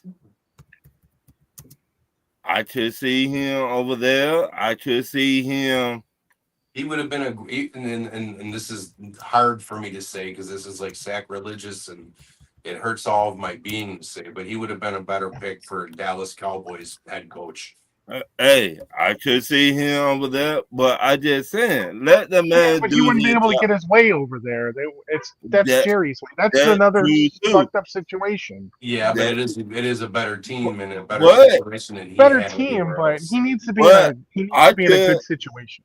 I could have seen him in Washington. Yeah. That could work. That could have I worked. could have seen him in Washington. To me, he a better head coach than What do you think, Torch? Do you think Frank Reich got a bad rap and a bad deal for each time that he was coached, or each time he was a coach?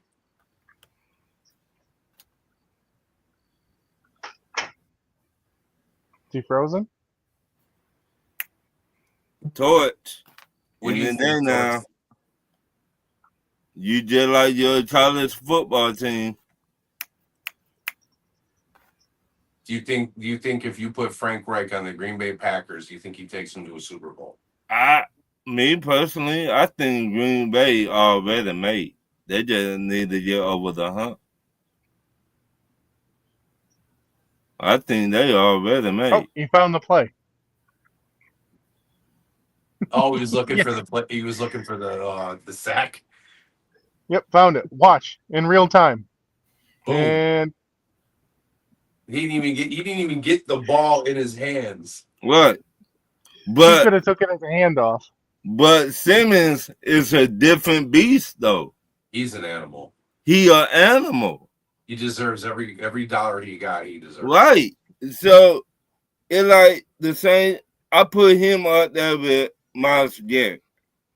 They different, and the T.J. Watts and Will He's not at that Anderson. echelon yet. He hasn't had that I kind mean, of what I'm production. saying, I talk about. You know, he will make a play. Wise. Oh yeah, That's why he can, but Right. he ain't on that level. No, for sure. I'm not saying that, but he can make a play anytime. So who's a better DT, Justin Simmons or Albert Hainsworth? Don't do Justin that to me. Simmons. Just so, but what I'm saying, he a different type of animal. I like him because he got paid and he's still performing. What? He's still performing at a high level and he got paid. Andre, you there? Mhm. Yeah. Gotta make sure with you, I'm here. though. You look zoned out over there, player. No, I'm actually looking at something that's very interesting that I'm probably gonna end up showing you guys in a second. Yeah. What then y'all want to talk Actually, about now? And I want to talk about Before- another but Green- hold on, I want before- to talk about another old Green Bay Packer named Aaron Rodgers that I keep dogging. hold every on. week. Before we talk about that, there's something I just want to mention real quick. I want you to see this real fast because we were talking about defenses earlier. Mm-hmm. This is something that people need to know. And of Mhm. course, because we do our research here, we can find this information. This information is super important as it pertains to I gotta talk about them damn Baltimore Ravens again. Your Baltimore Ravens. This is why I don't want to hear no excuses from the Baltimore Ravens. I don't want to hear nothing. Zero, zilch, nada, zip, not a damn thing. So I'm going to put this up. I want y'all to see this firsthand because this is very important for y'all to see. So when you hear Baltimore Ravens fans start making excuses, you just go right back to this for reference, okay? This right here is a reference card to the Baltimore Ravens defense and why this team was supposed to be the best team in the league, winning the Super Bowl this year. The most talented, yada, yada, yada. The heavy favorite. Most top 5 defense. Heavy favorite. All right, here we go. I'm going to put this up right now just for all of you lovely Baltimore Ravens fans. All right, I just got to put this out there. And by the way, you are on my Who's Spewing That Dumpster Juice list this week. You are on it. I'm telling you right now. I'm not going to tell you whether you 1, 2, 3, but you're on it. So, how many people can see? I'll read this real quick, real fast. The Ravens defense consists of 5 defensive backs who are first-round draft picks. That already, for starters, is an issue. Yep. 5 DBs who are first-round draft picks. Their Mike linebacker was a number 8 overall pick in 2018 and is a 3-time first-team All-Pro. Across the front, Owe is a first-round draft pick. David Ojabo and Mike Green are second-round picks, both of whom would have been first-rounders if it was not for injury or off-the-field issues, respectively. Kyle Van Noy was the 40th overall pick in the 2014 draft. Got to be more. And he still performs well. They said a lot of Ravens draft capital invested in defense, but that's not where the investment ends. According to Over the Cap, Marlon Humphrey, Anami, and Roquan Smith and Kyle Hamilton are amongst the highest paid players in the NFL at their respective positions. Yet, despite the draft capital, real and cap dollars, the Ravens defense ranks 32nd, dead last. So you tell me Stevie Wonder to see? Let me be quiet. I got a question. The defense look real good this year. They said, given how bad their defense is, but I guarantee at the end of the year that defense will still have 6 Pro Bowlers and at least 3 All-Pros. Yeah. Wow. Because of the popularity contest. That's the problem with the NFL. Is that what you're saying? Are you saying that it's a popularity contest? Yeah. For the Pro Bowl voting, it is because it's public. It's still All-Pro. They had how many All-Pros last year? Well, the Pro Bowl absolutely is a public. Okay, first of all, let's be clear. voting. Nobody cares about Pro Bowls anymore. Right, but people still, you can log on and vote for your favorite player at that position. All Of course. across the country. So Yeah, yes, but how many? They still had Now, 5 the All-Pros difference last between season. the Pro Bowl, what you really want on your resume is All Pro. Right. But All pros, And they still had a bunch of absolutely. them last year too. but once Where did again, that Like go? you can have as many Pro Bowls as you is to the cows come home, but the real one that you want on your resume is All Pro. but if you're not doing your job, why should you go to the Pro Bowl? It's because you're the one that got voted in for your position. That's all. That the You can problem. log on every single day and there's a diehard fan somewhere in America logging on every day to pick Christian McCaffrey just because he loves Christian McCaffrey. But me and Andre used to say this Here's to your each answer. other. Yep, go ahead, Ron. And then I got the A lot of people don't know football. Right. Me and Andre used to say that to each other. He used to tell me that, and I used to tell him that. A lot of people don't know football. A lot of people don't. Yeah, we do. I don't care Drake London on my team. If you playing like shitty, I would tell you, you're not going to no Pro Bowl. You're not doing nothing this year. Right. You know what I mean? Like it's not even a cool game anymore. The Pro Bowl. Right. It's like I think it got uncool maybe like a decade ago, where it's like where they weren't even like tackling each other. They're just kind of crushing each other. The Pro Bowl ain't been shit in 25 years. Yeah, like the last time I watched the last the time Pro the Pro Bowl Bowl was even like valid was when Sean Taylor fucking yeah, knocked out that's what I was finna say. When Sean Taylor hit that man out of his cleats. Yeah. The man That was died on the last the time the Pro field Bowl and came meant back to something. reality.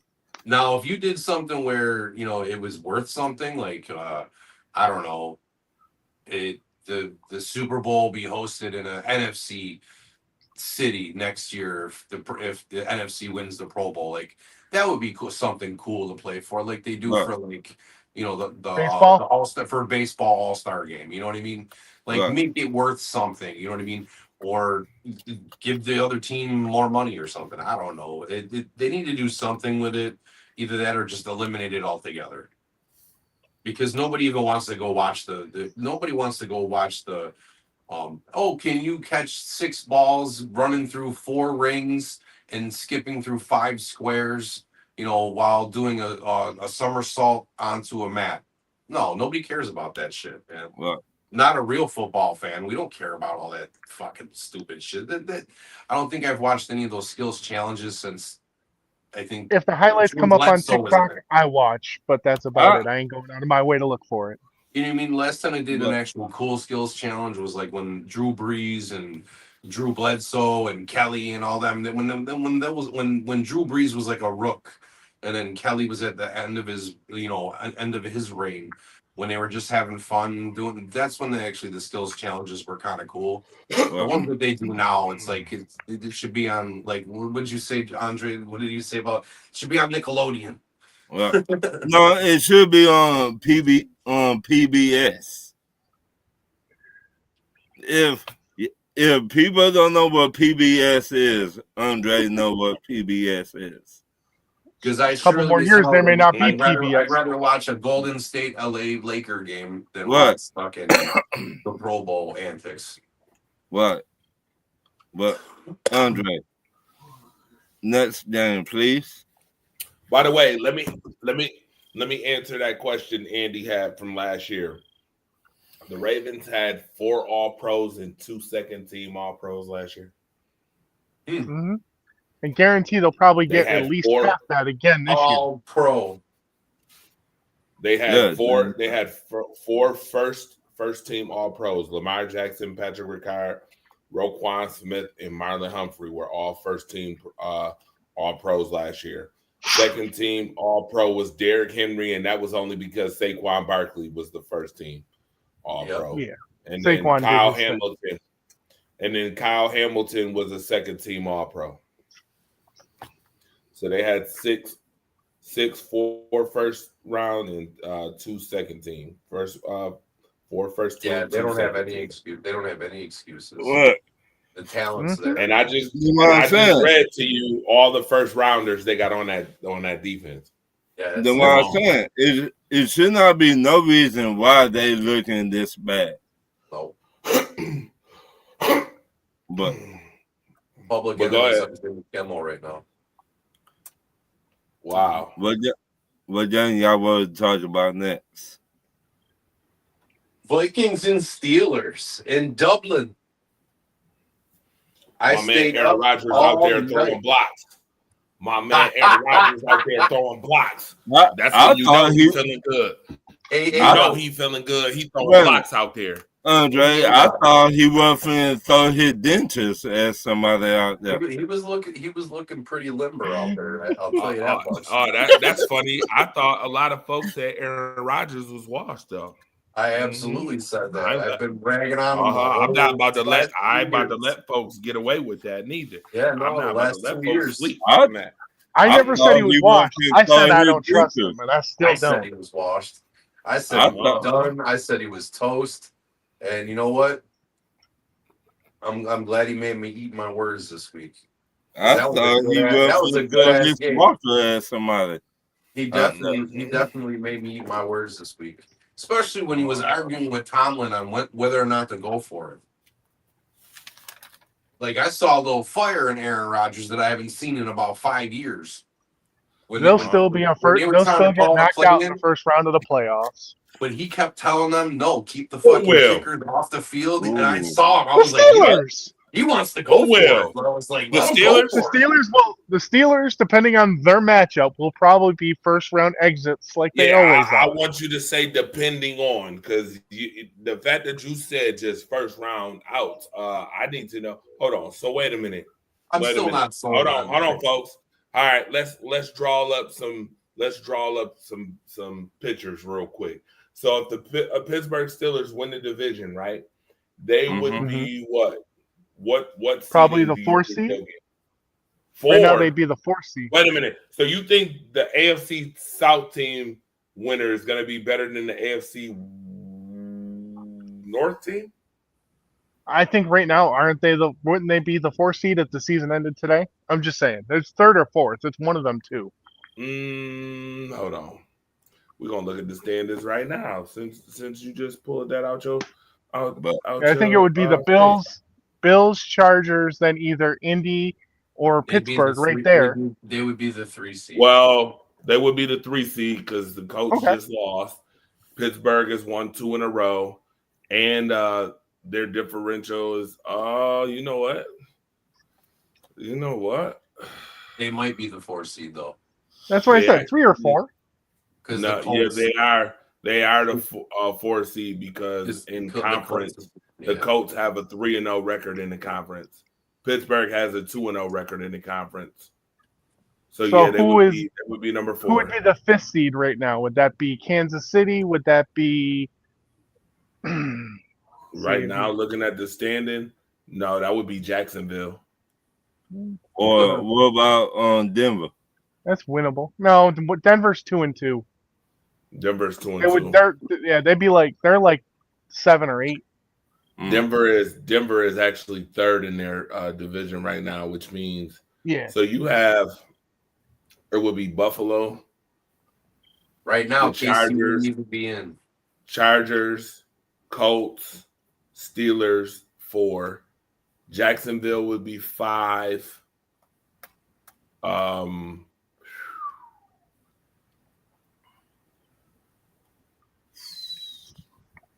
Hold on, I'm looking at this conference because you got to look at the conference 6 would be the records. Patriots. No, Patriots wouldn't be 6. Their conference record is 1-2. Oh, Cincinnati is 2-1. Well, we can discount them. They ain't gonna be there at the end of the year. We know that. Right. So I'm just saying right now it would be Cincinnati. 7 would be Kansas City. Kansas City would be the 7th team. They would still be the 7th seed even with 2 wins. Yep. Kansas City would be 7 right now. And then everybody else would miss the playoffs. We already know that Cincinnati's missing the playoffs. You can guarantee that. So whoever has that 8 spot, they've lost 2 in a row. Right. So the real Carson Wentz, please stand up, huh? Yeah, well, the real, yep, absolutely, 110%. So my thing is, you're saying that one of these teams, 5, 6, or 7, can beat Pittsburgh on the road? They could come into Pittsburgh and win. Patrick Mahomes definitely can. Don't say he can't, because you fucking know he can. Yeah, he can. Depending on which Justin Herbert shows up. The Chiefs would have to be a 5 seed in order for that. I could see the Chiefs get on wild card. That's what I'm saying. Depends Yeah, on but what. the Chargers would win the division if the Chiefs get a wild card. Yeah. Don't want to talk. If the Chiefs get no, because you could still get a wild card and be a divisional winner. So I mean, Yeah, but I'm there'll be a talking about home whether team it be a if they home win or the road. division. I could see Buffalo going into Pittsburgh and beating. We would never play in Pittsburgh. If Pittsburgh played us, it'd be in the second round, most likely and it'd be coming here. I don't say never. And we know what Pittsburgh does in Buffalo in the playoffs. I could see. I mean, Yeah, we already know. We know that answer. We already know that answer. No, I think Pittsburgh's winning a playoff game this year. I think they'll win one playoff game, and that'll be. I think they might win two. Oh, see, you being generous. Way too generous. I think throw the dice. Might well. Okay. But So, what two teams would they beat in the playoffs? Just know that Pittsburgh would have to play the number 1 or number 2 seed. I could see Pittsburgh beating. You know what? I almost agree with you, Ryan. Now thinking about that, I could see they beating. Depending on who the number 2 seed is. Who is that? I don't think the number 2 seed will be Buffalo. I think Buffalo will be the number 1 seed overall. Yeah, Buffalo be the number 1. We're gonna run away with that. So I don't think it'll be Buffalo, but whoever the number 2 seed is can get knocked off by Pittsburgh this year. Right. I think if Pittsburgh can get that defense together. Right. They've been playing with house money for the last 2 games. If the Chiefs do turn it on, they could be the 2 seed. So. Oh, okay. If they do turn it on. Here we go. With you in this turn on the Chiefs. Turn me up. I mean, the Chiefs, listen, you can never count the Chiefs out. I said you this. cannot count them out, but also you got to look at Travis Kelce. What Travis Kelce you would get? I'm not worried about Travis Kelce. It's their defense that turns it up in the playoffs. You got to. Travis Kelce is a non-factor. But when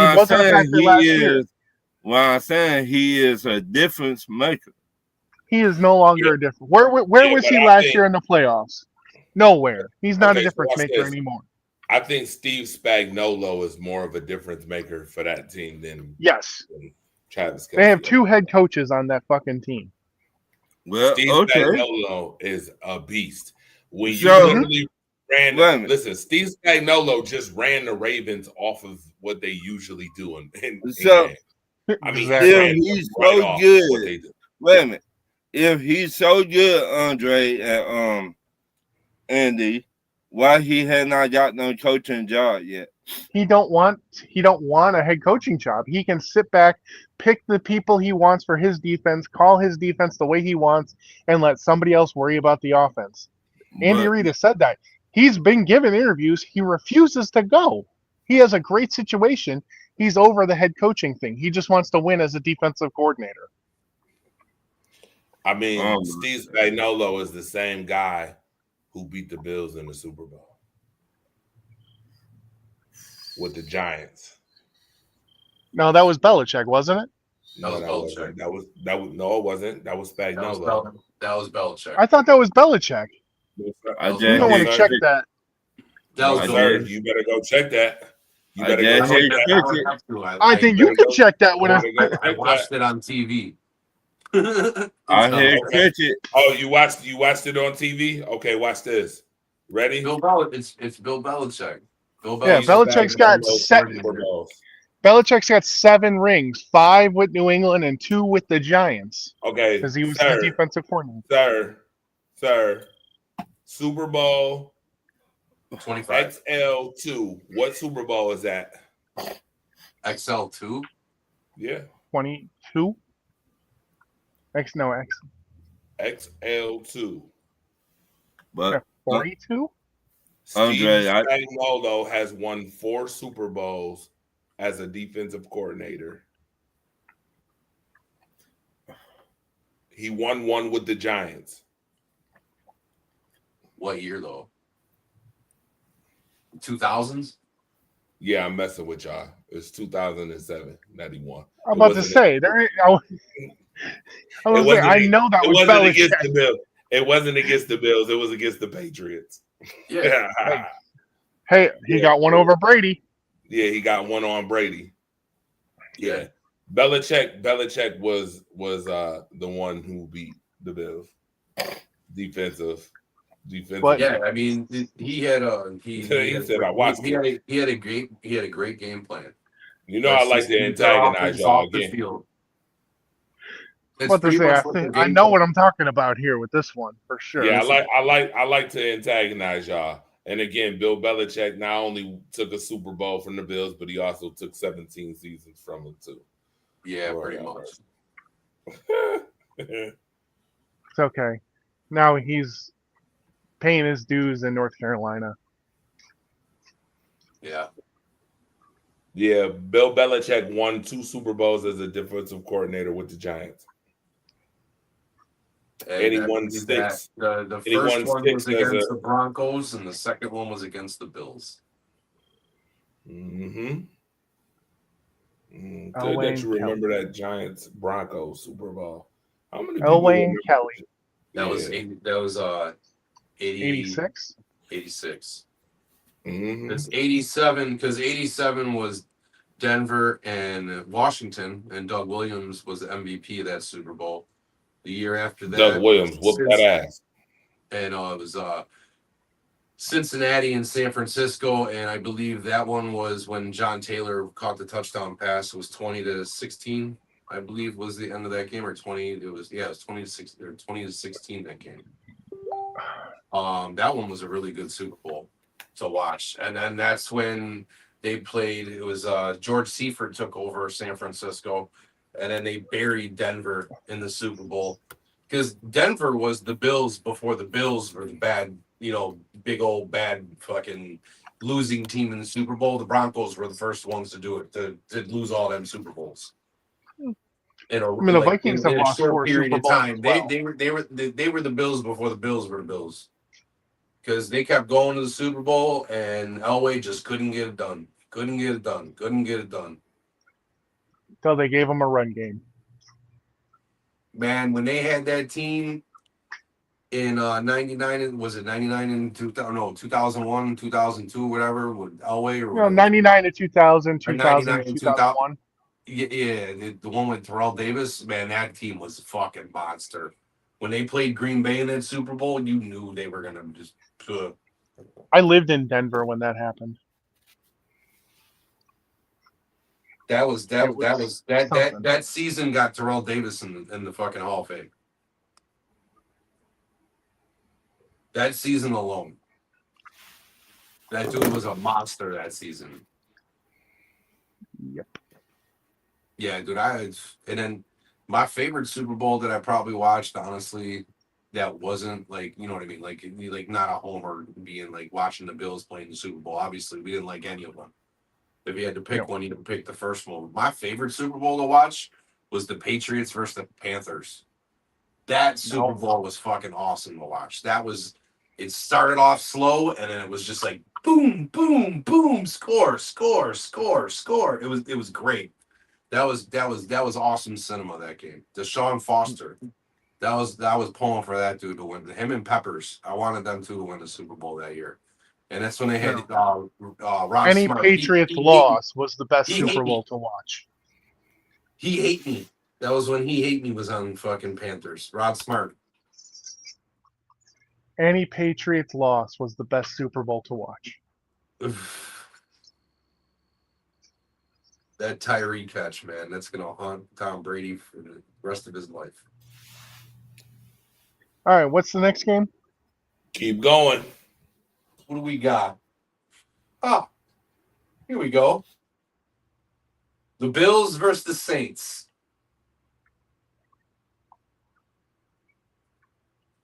31-19. My question for this game is a win is just a win good enough? Yes. For now. We already know what this team does in the regular season. our season is not determined by what happens in the regular season. It's determined what happens in the playoffs. The Bills right now are sleepwalking through games, scoring 30 points. We haven't seen a complete game from this team yet. First team to average over 30 points the first 4 games of the season ever. Hey, what happened to Ron?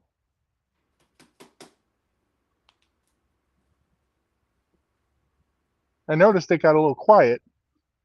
I don't know. Did he bounce out, Dre? The Bills game, I'm going to be honest with you. I fell asleep in the second quarter.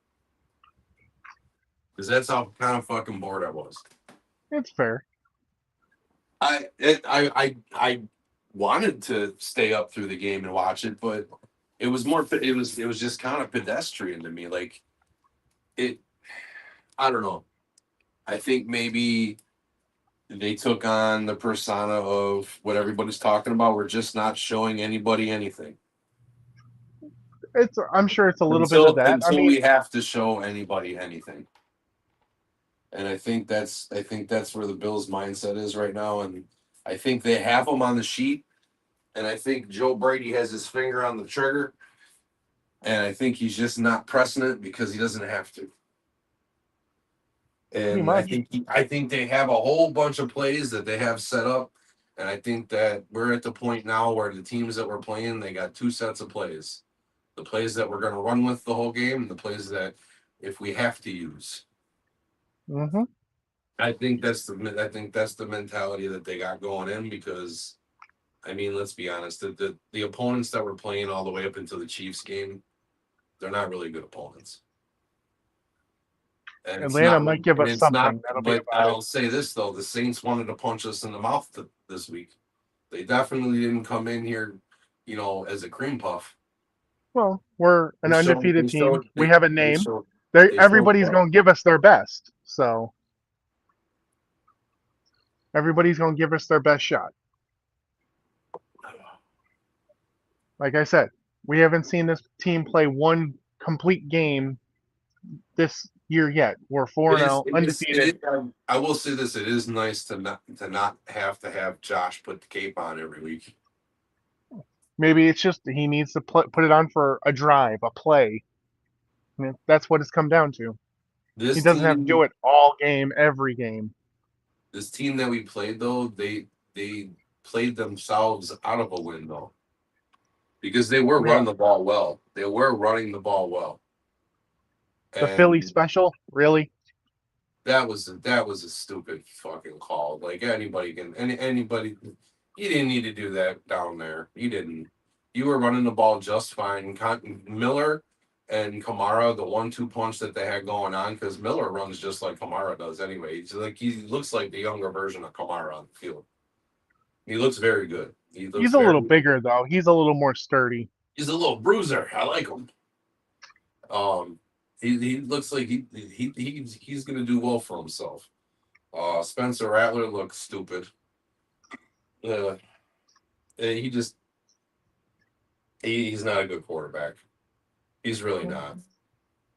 Like I said, we're going to do what we need to do to beat all these teams coming up. There's only a couple of games where we're really going to have to try coming up. They're saving everything they got for the playoffs. I mean, Ed Oliver probably could have played this week, but they're like, just sit. We'd rather have you healthy and ready to go. Right. Oh man, Ron left, man. The next game I had coming up was for him. I wonder why he left. I wanted to let him get his lick back for Falcons week. He said he had to go. Oh, he had to go? Yeah. Well, I will give some props. I guess it worked out for the Falcons this week, firing their wide receiver coach, firing the other one, because now they actually have a passing game. Their passing game finally showed up against the Commanders. I mean, they looked all right in Tampa in the beginning of the year too. I mean, for the Falcons to go into Washington Or no. For the Commanders to come into Atlanta, I should say. And Atlanta I mean, normally they would missing. pound the rock, right? Because that's what Atlanta does. They do the zone run. You know what I mean? Like they got Drake London and they got Pitts if they can get open. This week the wide receivers look good. We're running routes. They were out there catching passes. They went back to the number one back, the bell cow. Bijan Robinson. Like they look like they're showing flashes of being good. Is what I'm saying. I mean, Like Washington was also down their top wide receiver and their quarterback too. from So getting a donut placed on them last week to doing what they did to the Commanders. I give them some props this week, man. They showed up. yeah, some They props. showed They out. showed up, but we They need to showed out though. They scored temper 34 points. the. It's not. It's hard to score over 30 points in this league. They did it against a very good team. So for them to put up a donut last week and then put 34 up on the Commanders this week, good for them. Good for them. I think the new coach gave them a new vibe on the sideline. But the Commanders, they definitely know. They know in their hearts they need to get Jaden Daniels back on the damn field. Because them not having Jaden Daniels, having Eckler go down, having the other running back go down, like And Terry didn't play this week either. And Scary Terry going down, yeah, they're hurting right now. They need those guys back in a hurry. The Commanders are still going to make some noise in that division. As long as they got the Giants, they got the Cowboys, they still got a shot. Because I still don't think the Cowboys and I still don't think the Giants, I mean, good for them. Speaking of the Giants, I mean, they beat the Chargers. Jackson Dart. I like the kid. He's got some fire. He's got some vigor. You know what I mean? Like, If they had only played them last week, they might have beat the Chiefs. Yeah. I mean, it doesn't get any better. It doesn't get better than that. Than your first start, you're taking over a arguably future Hall of Famer. You know what I mean? That they pretty much just took out back and put to the side. They're like, all right, it's your turn. You know what I mean? And he came in and he's playing arguably one of the number one teams in the AFC. And unfortunately, it came at a cost. That sucks about Malik Neighbors. I was enjoying watching him play this year. Damn, and now I was excited about him getting matched up with Jackson Dart because that was just like I was like, all right, that was the one thing I was excited about yesterday. I was like, all right, we got Herbert, we got McConkey, we got Johnston, we got Amari and Hampton, which might I say looked amazing yesterday. Amari and Hampton, the rookie looked good. Well, he got all the snaps too because Najee's hurt now, so he should start looking better. I'll say he needs to be the winner of the angry runs of the week. Did you see that run this week, Andre? Yeah. He left us. He left us. It's just us now. It's just me and you. I didn't leave you. I'm still here. You still there? Okay. Did you see that run this week by Omari and Hampton? Yeah, I saw it. Oh my God. That he looked like a young Derrick Henry on that run. He just threw everybody off of him.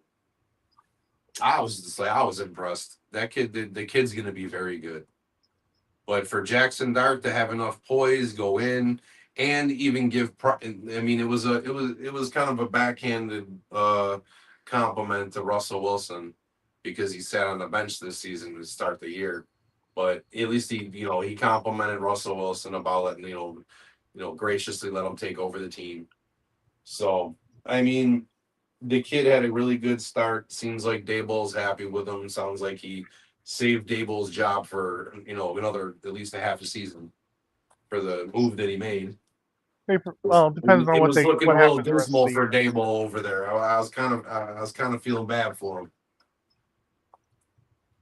because after last week with that game, when you kept Russell in that game, I was like, man, if he doesn't, that was the smartest thing he did was take Russ out this week, and put Jackson Dart in. That kid's gonna be good.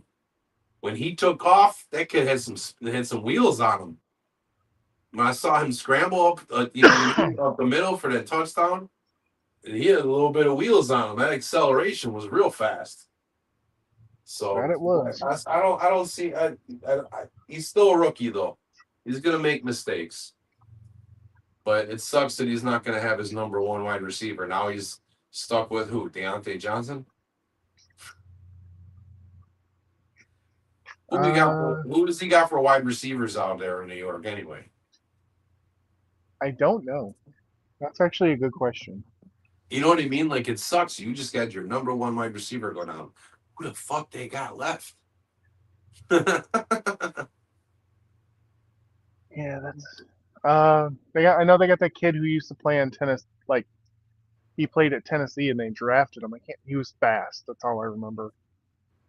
And the Chargers. That was their first loss of the season, right? Yep, they're 3-1, Yeah. but they've lost one lineman for the whole season, and freaking Alt's gonna miss at least multiple weeks, so he's at least out a month. Joe Alt. Yeah, Joe Alt's gonna list probably 4 to 6, if not longer. That sucks. He's a good lineman. Yeah, he is. Next game I got up on the list is the Lions and the Browns. Lions and the Lions. Week 1 was Who besides the Packers week 1, who is going to stop the Lions? I don't know. That offense Good looks question. nasty. Like I said, week 1's an outlier. Even against the Browns defense, that offense looked nasty. Yeah.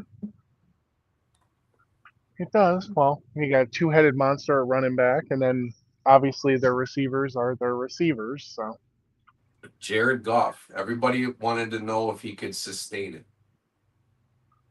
I think he's proven he can. I think I was just going to say, I think that he has proven that he can sustain a winning culture with a team. The problems that he ran into early in his career do not seem to be surfacing in Detroit. He has a new life out there, I believe, as far as breathing wise, because it seemed like he was a little suffocated when he was playing with the Rams.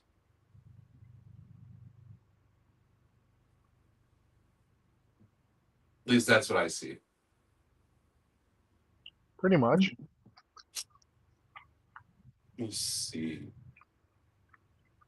Oh, these two lovely ladies played each other this week. The Panthers and the Patriots. Yep. Big ass dumpster fired. That's one of my my nominees for dumpster. Who's spewing that dumpster juice is the Panthers. They're on my list. Yeah, they didn't look good this week at all. We had a welcome back sighting. The welcome to the Stephon Diggs. He decided to show up this season. Or they were able to actually get him into the fucking play because Panthers aren't that good. Drake May's getting a little confidence, especially going into the game this coming week. He'll get brought back down to earth real quick. I'm excited to see what these teams look like with these jerseys on this week. Well, it's only us wearing the jersey. They don't wear theirs yet. I think they wore theirs last week. No, they wear them. They wear them this week at our place. No, because it's a home jersey, not an away jersey. Ours is an away jersey, but we're wearing them at home. It's weird. Yeah. So ours are the white ones. They have it. Theirs ones look. They actually look kind of cool. They're like a grayish blue. I saw them real quick when they first announced them, but they look pretty sharp. I was playing some Ultimate Team this week against the Patriots, and some guy had the rivalry jerseys, It doesn't look like our two teams out there. You know what I mean? Like we're used to the red, white, and blue. They're used to the regular Patriots jerseys. It's more of That's like true. it's more of a mixture of between like the gray that the Patriots used to have in the Brady years, mixed in with Mhm. that darker blue that they had, and Hmm. it's like a lighter shade. It looks pretty sweet though. It definitely looks pretty sweet, and the helmets look sharp as hell. That's going to be a great game this week. For visual wise, it's going to be cool. I wonder if they're going to do something with the end zones. But the Panthers, they need help, man. They need. I Tet looks good. That's about the only thing that I saw on that whole team that looked good was Tet. Tet McMillan looked like the best player on that team out there this week. Bryce Young looks. He looks like he regressed again. Yeah, they're gonna have to. They're gonna end up having to do something and get a new quarterback in there because Bryce Young just ain't it. I don't. I wanted to give him the benefit of the doubt because he started to make a couple strides last year with It's you either know. they need to start all over or they need somebody to come in there, a quarterback whisperer. Like he needs to go somewhere. He'll But I be thought Dave he'll go Canales is somewhere and then supposed be better.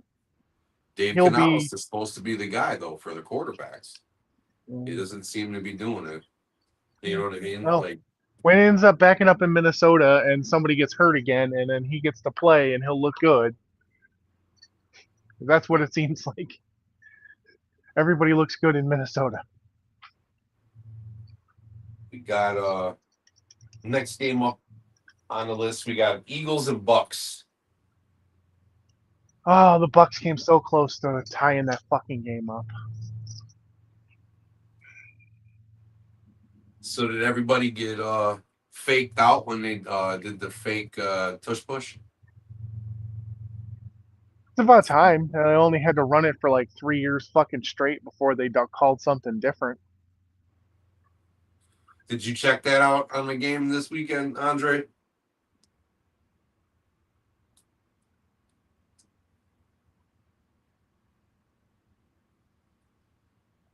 That was a pretty cool trick play though. I mean, they got I mean, me. it's about time that, like I said, they've only been running it. Nobody expected them to do it. Like, I thought they would have brought that out fucking a couple years ago. Like, yeah, okay, they ran that. Okay, they're gonna run that after the first year. It's like, is this the only play you can run off of that? Because fuck,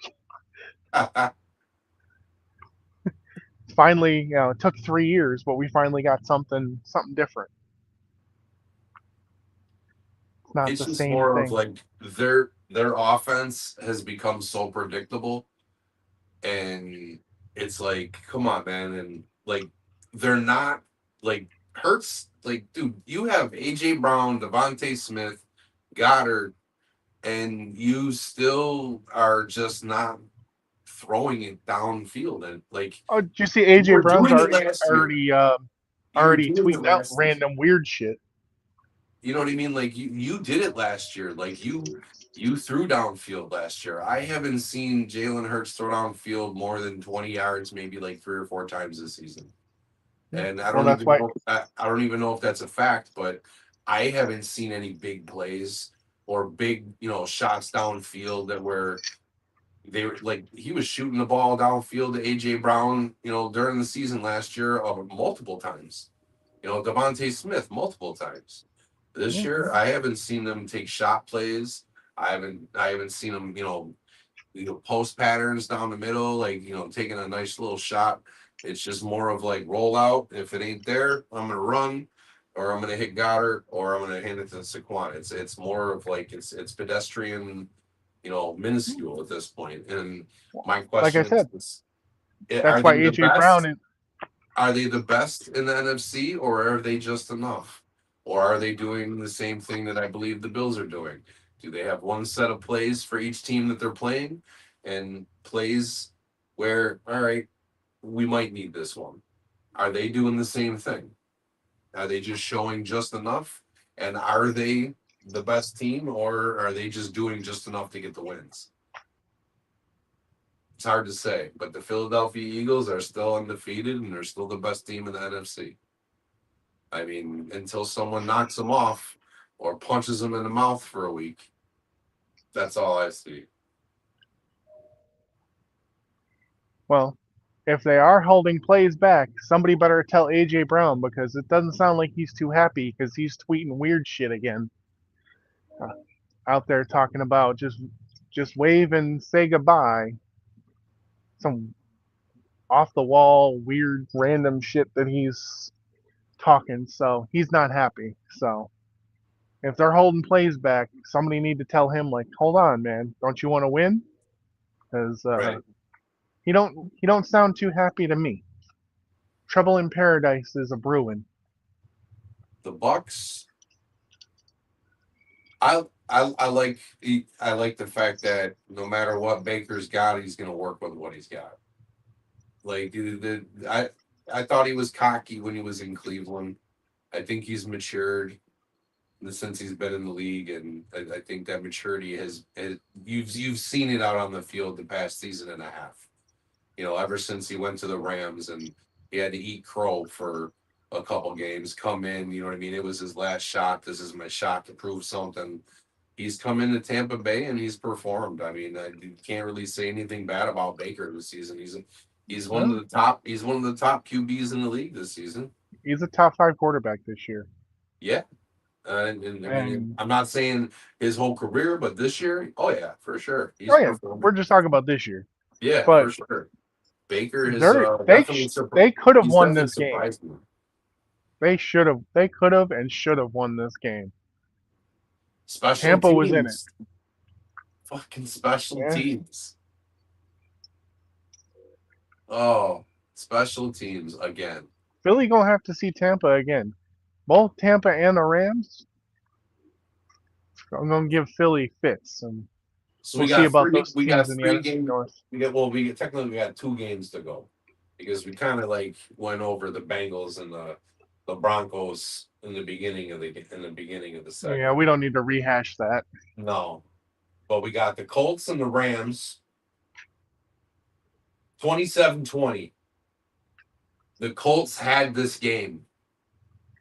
Yeah, they did. They fucked that up. I mean, Mitchell, these are 2 basic things that you remember when you're coming up in Little Loop. Hold on to the ball until you cross that plane. The game. Yeah, but how many dudes fuck that up every year? At least we say this, there's at but least one player somebody in fucks that up a college couple of times every year. Every year, someone does it. It's either in college, high school, Canadian Both, football all 3. league, or you know what I mean. Fucking showboating and fucking drop the ball on the 1-yard line. Oh, and I don't think that kid's gonna touch the field the rest of the season. That's exactly why I didn't want the Bills to draft him. I was in that camp. I did not want that kid. The Rams look good. They still look. The Rams good. are good. The Rams look like they are who they are. Their Like defense is. Dre was right. Their defense is young. They're strong. They're powerful. They're fast, and they're going to keep them in games. And as long as they you will have see those Philly amazing again. superstars on the other side to carry you along, I mean, it's a good model to have in the NFC West. They were going to see Philly again. They want Philly again. Because Philly's gotten by them twice now. Barely.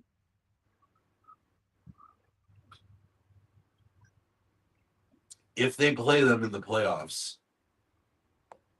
if they would have played them 3 times in a calendar year. Yeah. And that's probably going to happen. Unless the Lions get one of the other ones, get them first. That might be their 3 times the charm if they see them in the playoffs.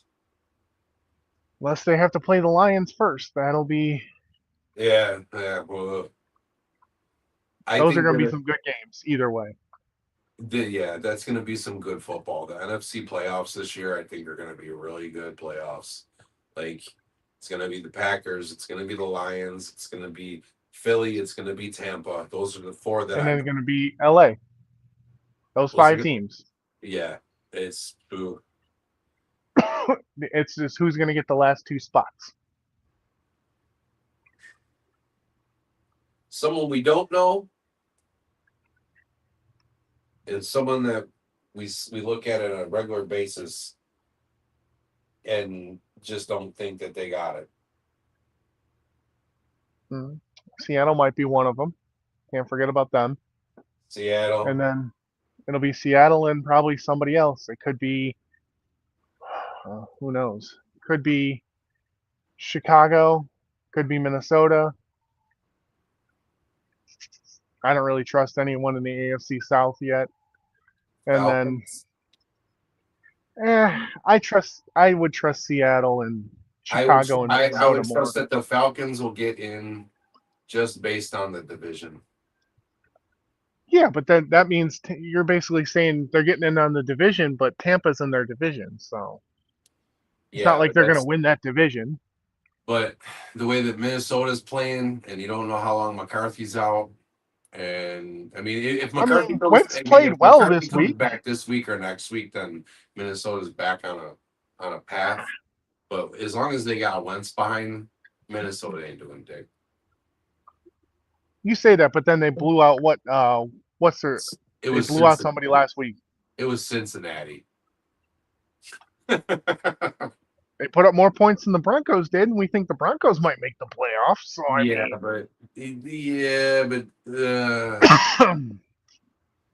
there's a big difference. they barely there's a lost. big difference. There's a big difference between Justin Jefferson and Cortland Sutton.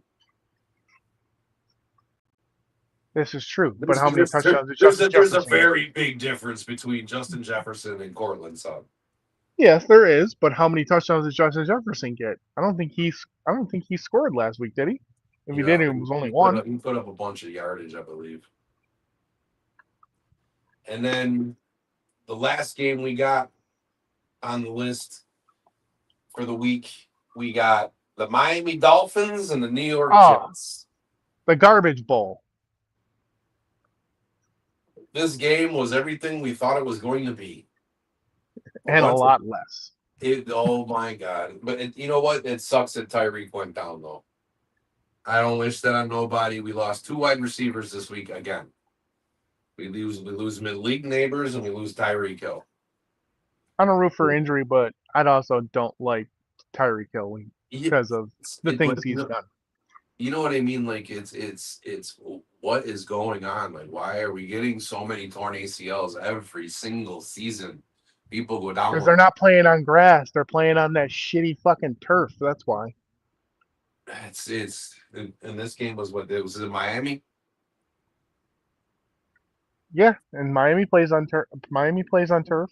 The best thing about that game that they played tonight was the Miami Dolphins jerseys. Yeah, they was all right. Their jerseys were tight.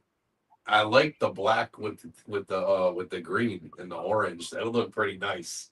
They were looking sharp, actually. Now, what's up with the Cardinals jerseys though? They look like that should be like on SpongeBob.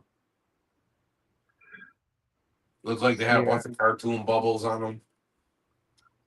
Yeah, they looked like they were dirty already. Yeah, that's what it looked like. It looked like, or was that like something like as far as because they're in Arizona because the dust? You know what I mean? Were those like dust clouds that were on their jersey? I don't even know. Because every jersey is curtailed to the area that they're in. You know what I mean? Like they got little ins and outs on each jersey that, like they got the icicles for the Buffalo Bills one for the Nickel City.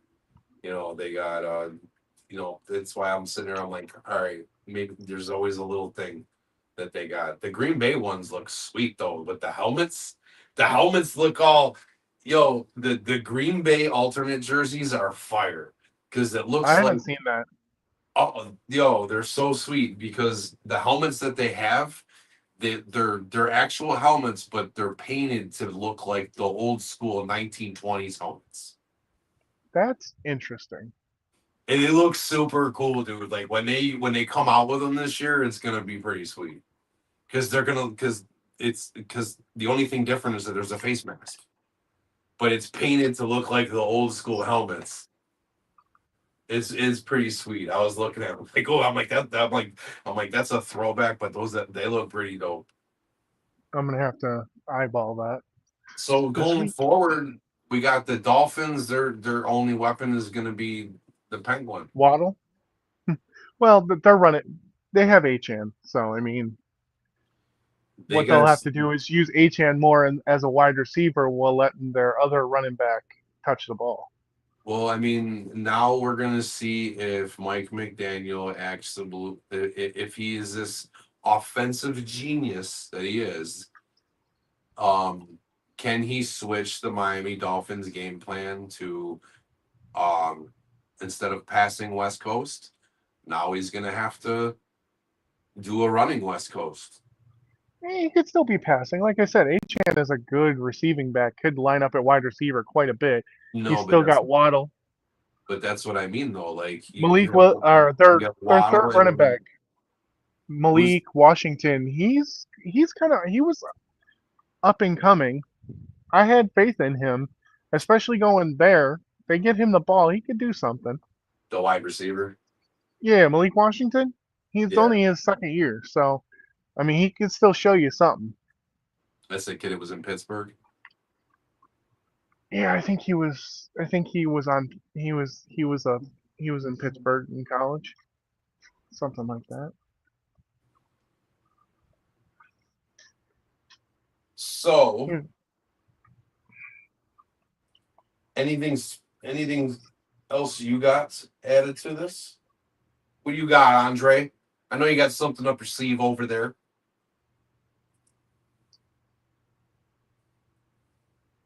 I have nothing up my sleeve, actually. It's going to end with you on the ground. No. I have zero up my sleeve, except for, you know what time it is now. Who's spewing that dumpster? Spewing that dumpster juice. Who wants to go first on this one? I'll let Andy go ahead. All right. I'd have to say, given Carolina couldn't fucking score not one goddamn point, be one.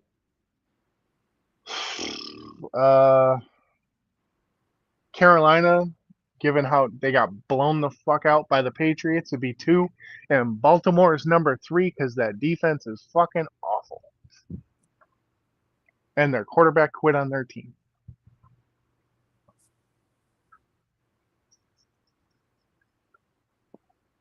That's my three. That's very good picks.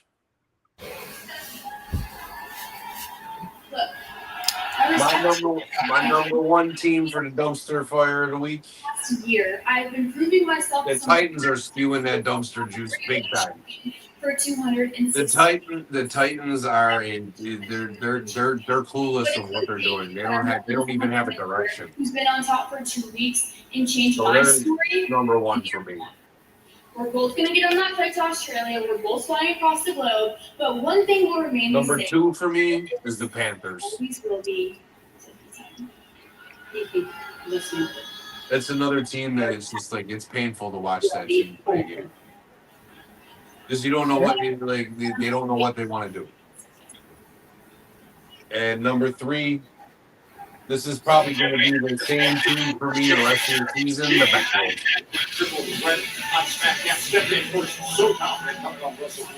The Bengals are spewing that dumpster juice heavy. Without Joe Burrow, they're lost.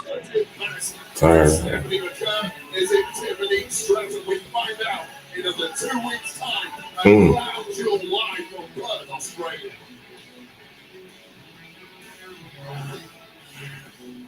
What do you got, Andre?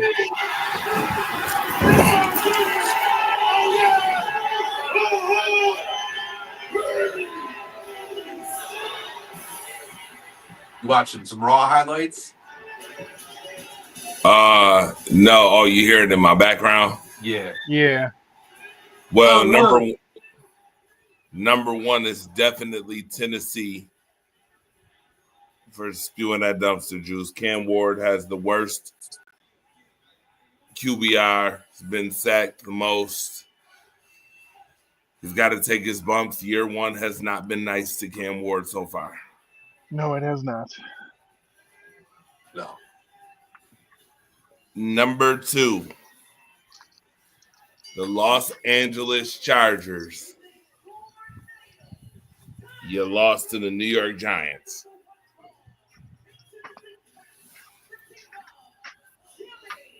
Undefeated, no more. Nope. Lost to the Giants. The sad thing is that Malik Neighbors is out for the rest of the year. It sucks. Definitely sucks. That does because the kid's good, man.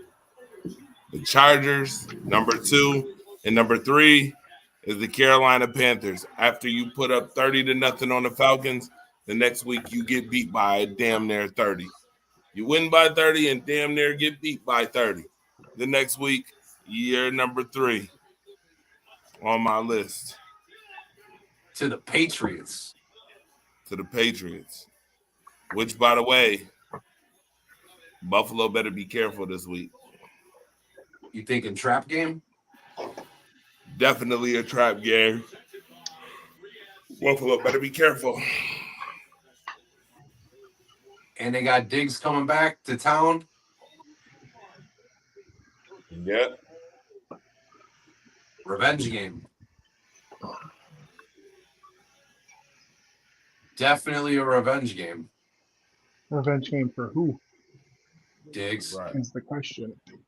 That's He gonna already be got that the last year. narrative. That's gonna be the narrative this week. It's gonna be a revenge game for Diggs. It's gonna be we gave up on him. That's gonna be the narrative this week.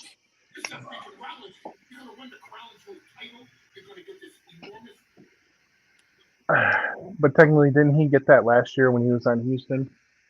Yeah, but now that he's on the Patriots and he gets to play us twice, that's gonna be the narrative they're gonna push.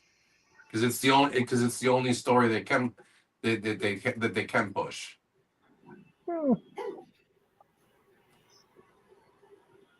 Because I what don't else? know. People want to keep comparing Patriots quarterback to ours, so I think that'd be more of the push than Diggs.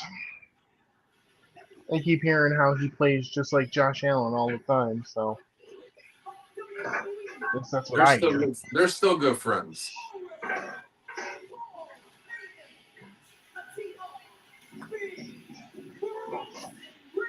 They're still good friends. They still talk on a regular basis. They still play video games together. So, I mean, obviously, something they have some they have a special bond that nobody's ever gonna break.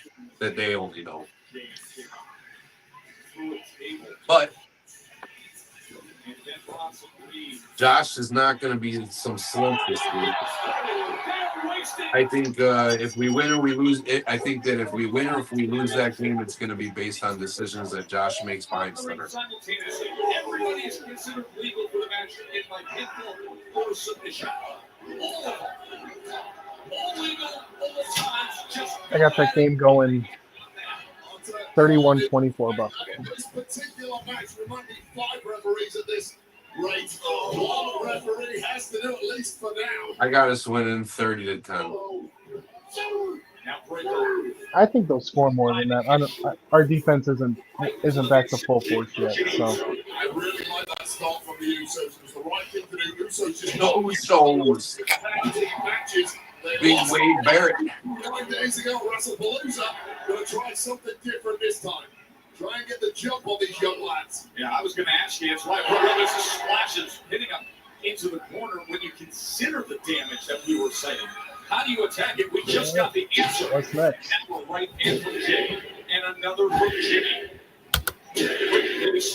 Well, folks, wow. That's all she wrote for tonight. That's all she wrote Good for show. tonight. Good show, definitely. You guys did a phenomenal job. By the way, y'all make sure y'all support. Tune in to Monday Night Rise Up late night show. Andy Johnson, DJ Nico Shaw, Ron Thomas, myself, Firestarter in the building. You know, gonna keep doing this week to week. Until next Monday, baby. And until the next time. That's the one question I got. Who we got for Sunday Night Football next week? It's us. It's Bills Patriots. And then who we got for Monday night? That I don't know. You know what the Monday Night Football game is next week, Andre? Ooh. Monday Night Football game next week. Do I know what it is? Yeah. I do. Who we got? Next Monday night's football game is round it up. Dun, dun, dun, dun, dun, dun, dun, dun. Kansas City, Jacksonville. Oh. All right, we're going to see Travis Hunter on the main stage finally, huh? Yep. And it's in Jacksonville. Uh-oh. And then who do we got on Thursday night?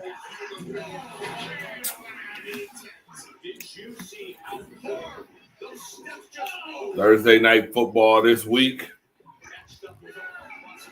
is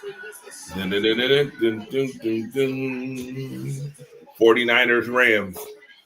Ooh. You ready for a 10-7 barn burner? At SoFi Center. At SoFi Stadium. There's not going to be any points scored in that game. We'll see. I think the Rams are better offense than we think. I think the Rams are going to win, and it's going to be like 10-3. I think that's. I think it'll look exactly like it was this week on Thursday Night Football. Yeah, it's going to be like 23-20. Something like that. All right. Well, gentlemen. Hey, Andre, enjoy the rest of your birthday weekend. What's left of it, sir? Yes, sir. Yeah, man. I happy will birthday. probably see you this Saturday night. I will see you this Saturday night, my guy. Yes, sir. I will stop in later on. For sure.